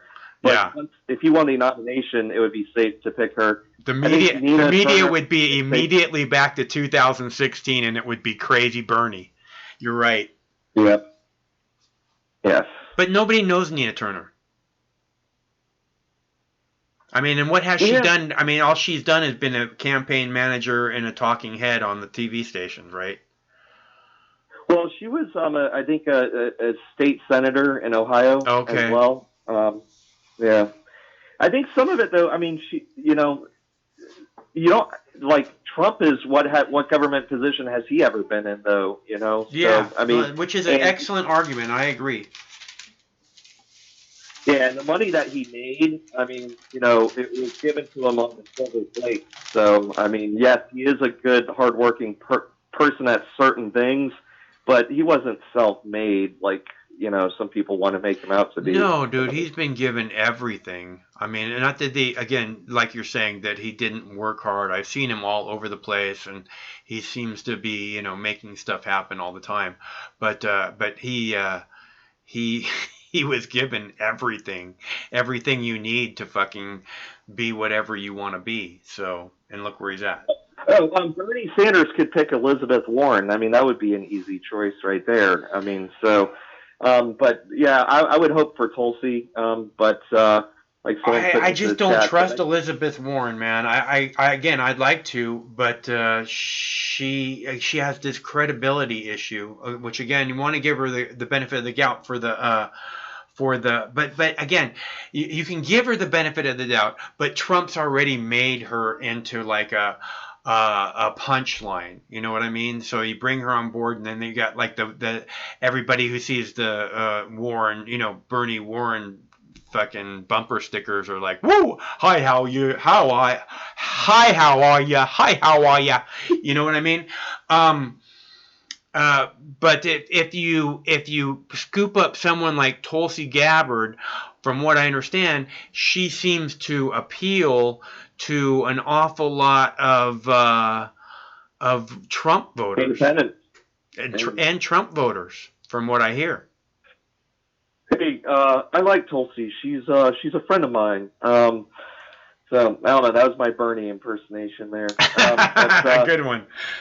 You got to get it more Jewy.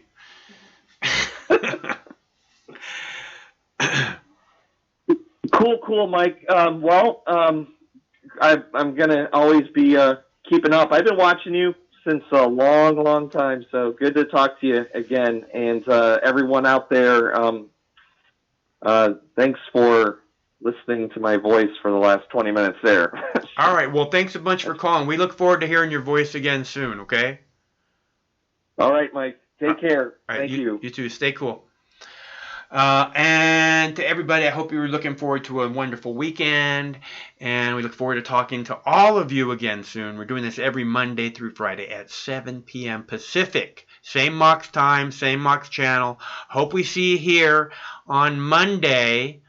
You want to see a video? I got a couple more videos.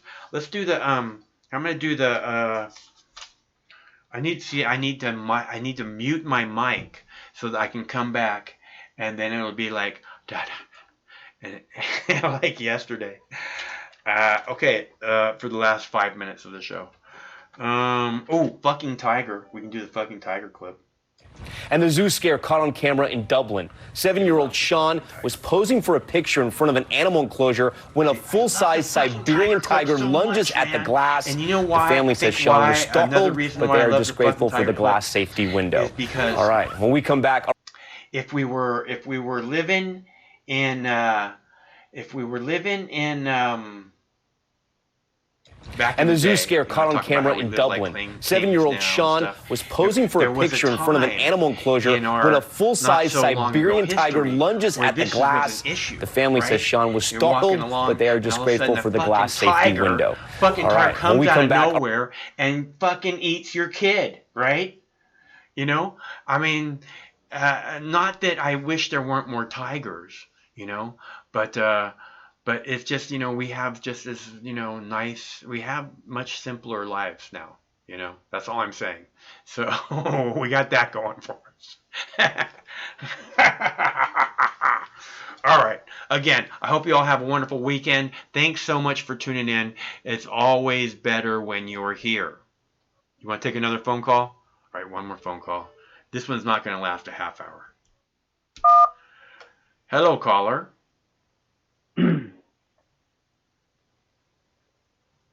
Hello, caller. What?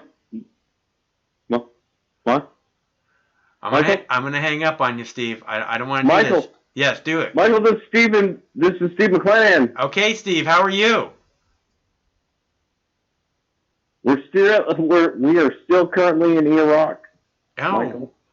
Well, that must be pretty hairy over there, huh, Steve? I'm telling you, it's fucking hairy as shit. It's hairy. It's the most hairiest situation I have ever been in my life. I want to go back to Times Square. I will wear the Tesla toilet hat. I'll do it. I don't know why I fired all the staff, the interpreters. I don't know how I'm getting back, Michael. Well, just, if you don't know how to get back, just go to the airport. They'll give you a ride home. They blew it up, Michael. It was you know this already? It was the outside of the airport. It wasn't the inside of the airport. It was the road on the outside of the airport they blew up. Well, the goddamn flights are delayed, Michael. Well, you can delay at the airport. I'm going to give you a goddamn airport traffic report right now. Currently, Steve McClanahan is in Iraq, not Iraq. We're in Baghdad, motherfucker. We're stationed currently. We had a camel. But the locals took the camel. He was my friend. Everybody thinks it's funny. It's not funny. He was my friend. I don't know why there was a fucking sign out there. This is bullshit, Michael. I tell you what, I just want to go back to Times Square. I thought my life was rough. Michael. But the weather's not so bad here in Iraq, but I'm trying to keep a positive attitude. We still have not found a restroom. I hear that can be a tough one over there, Steve. Well, I tell you what, it's tough in America as well. It's tough to find a restroom in America, it seems like, as well. I think, I've had a lot of time to sit here, charge my battery. We can charge our battery here. Somebody let me charge my phone. I shouldn't have fucking fired anyone, Michael.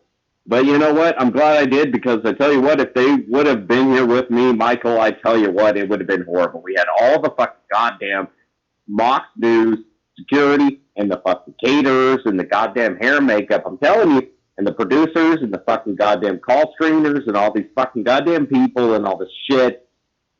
And, the editors and all of it. I mean, just like the editors alone that we had with us.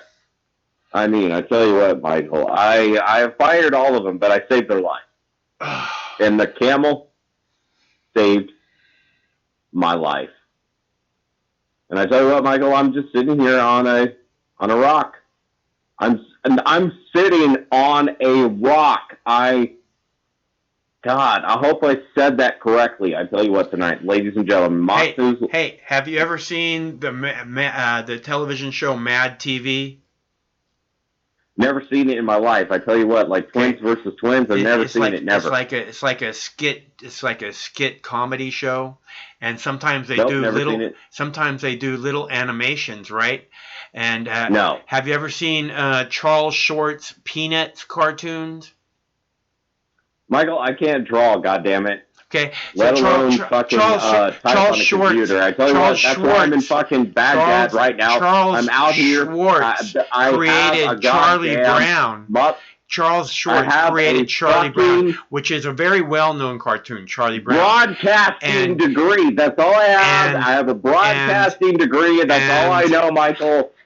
Man, I tell you what, Michael, I don't know why we continue to have to argue over some dumbass bullshit. I tell you what, Michael. Schultz. I'm out here. We're doing it. We're doing it live. We're doing it. Michael created Peanuts. What do you want to tell Charlie people in Iraq right now? Charlie Brown. Iraq, Iran. Charlie Brown. Right? I mean, what do you want to tell them? You want to tell them? Cartoon Charlie Brown, right? And on Mad TV, they did a sketch. They did a sketch, right?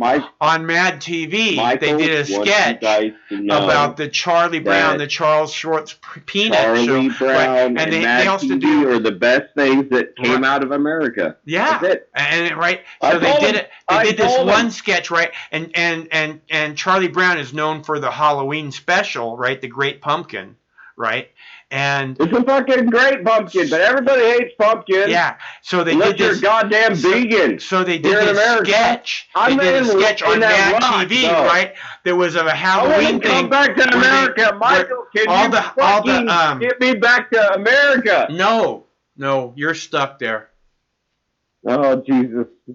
But you know what, Mike? I'll tell you what. I'm gonna. Just go to the airport and you'll get back. That's what I told them. I called my family. I called them.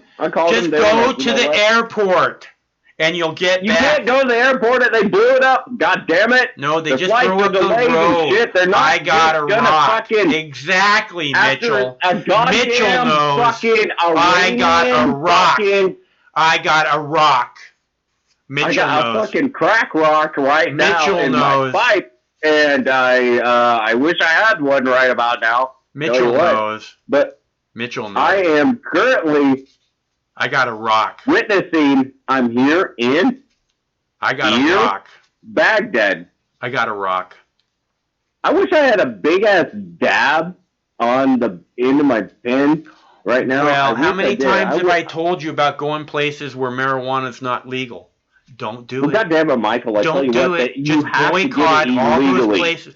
They're doing the same shit over here. All the places where marijuana is not legal. Illegal weed in Iraq. I'm telling you.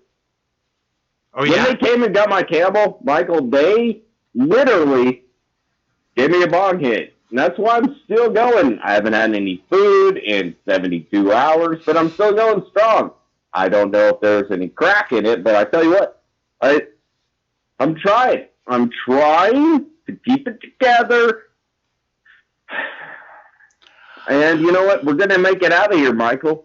Whether you like it or not, people in America, whether you like it or not, we're coming back.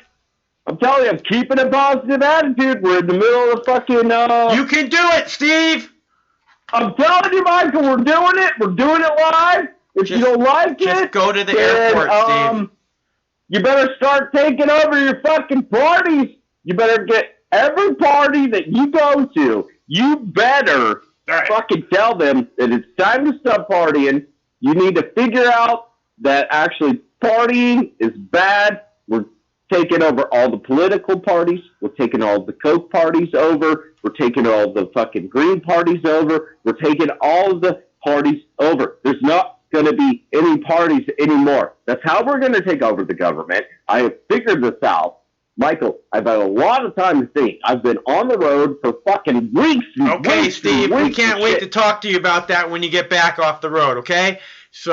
Okay, well, Michael, you know what? I tell you what. Yeah, Steve. We don't have a van over here. We don't have a van. We don't have a camel. Okay, Steve. It's a bunch of bullshit. You keep losing the vans and the camels and everything. Have you noticed that, Steve? No matter how much we give you, you just fucking trash it. I had to fucking get an interview with Super Bullshitron, and this goddamn son of a bitch ain't been found nowhere. I guess he's just completely bullshitting. Steve, I gotta go get some food, man. You should go get some goddamn food. You should go get some food too, Steve.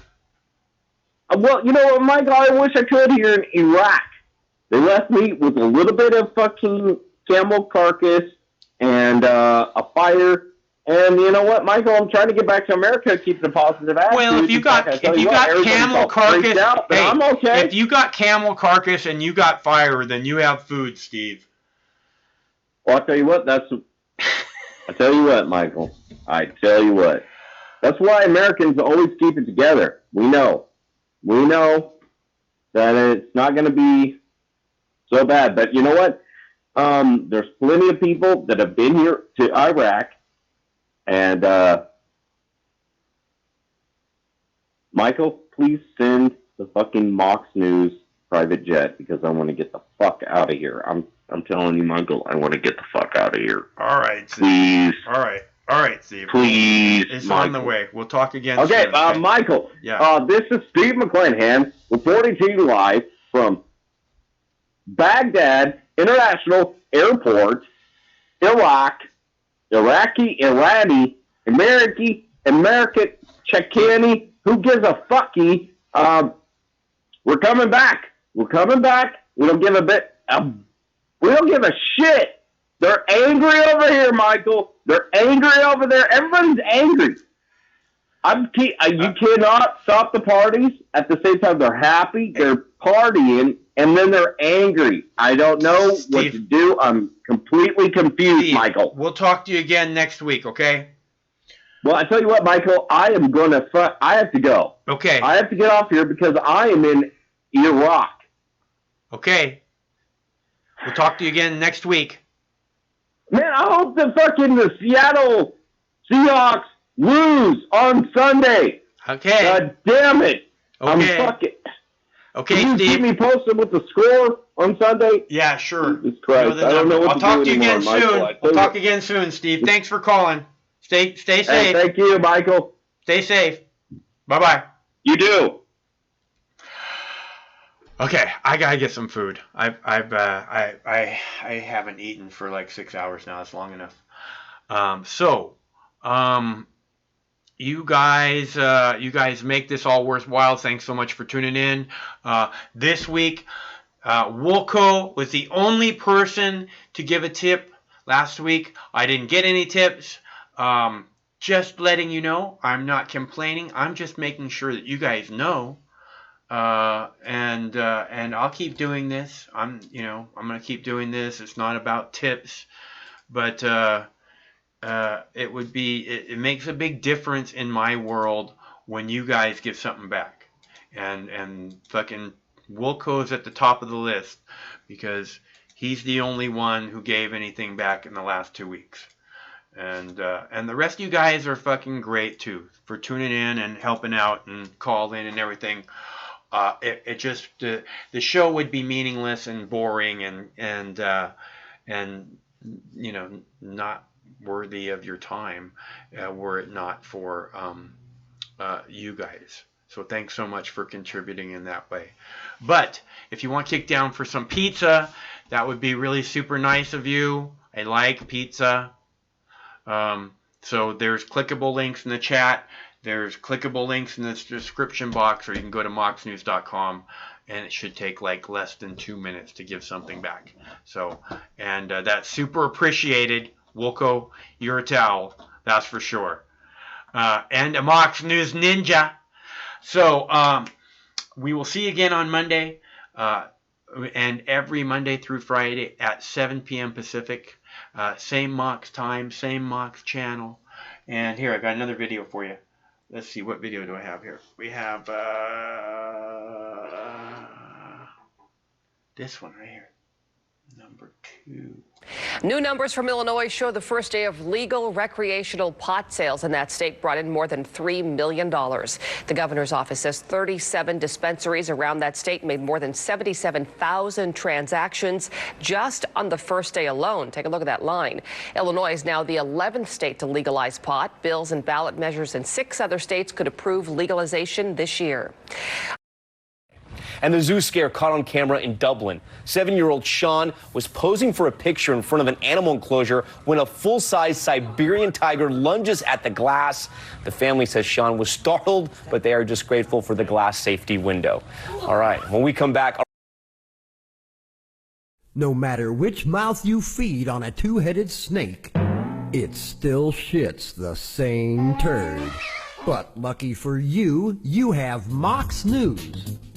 More than 10 years. More than 60,000 videos.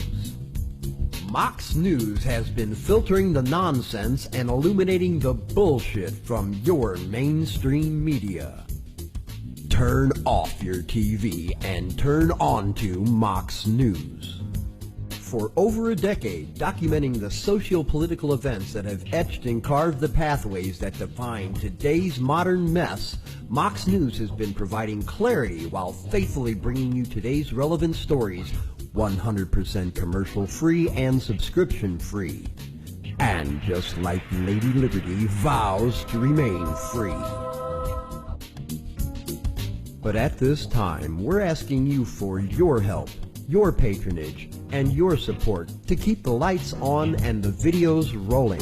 For less than 17 cents per day, you can become a basic subscriber, knowing that your donation is truly making a difference that will help continue bringing the news stories that make a difference in your life. Turn on, tune in, and drop a couple dimes today by clicking the link below or visiting moxnews.com and show your support at any level. From a single one-time donation or dedicated monthly subscriber, do it now in less than 2 minutes. All donations are safe, securely processed, and verified using PayPal, Visa, MasterCard, American Express, or Discover Card. As always, we're sure you'll find something of interest each and every day. This holiday season, give the gift of Mox. moxnews.com.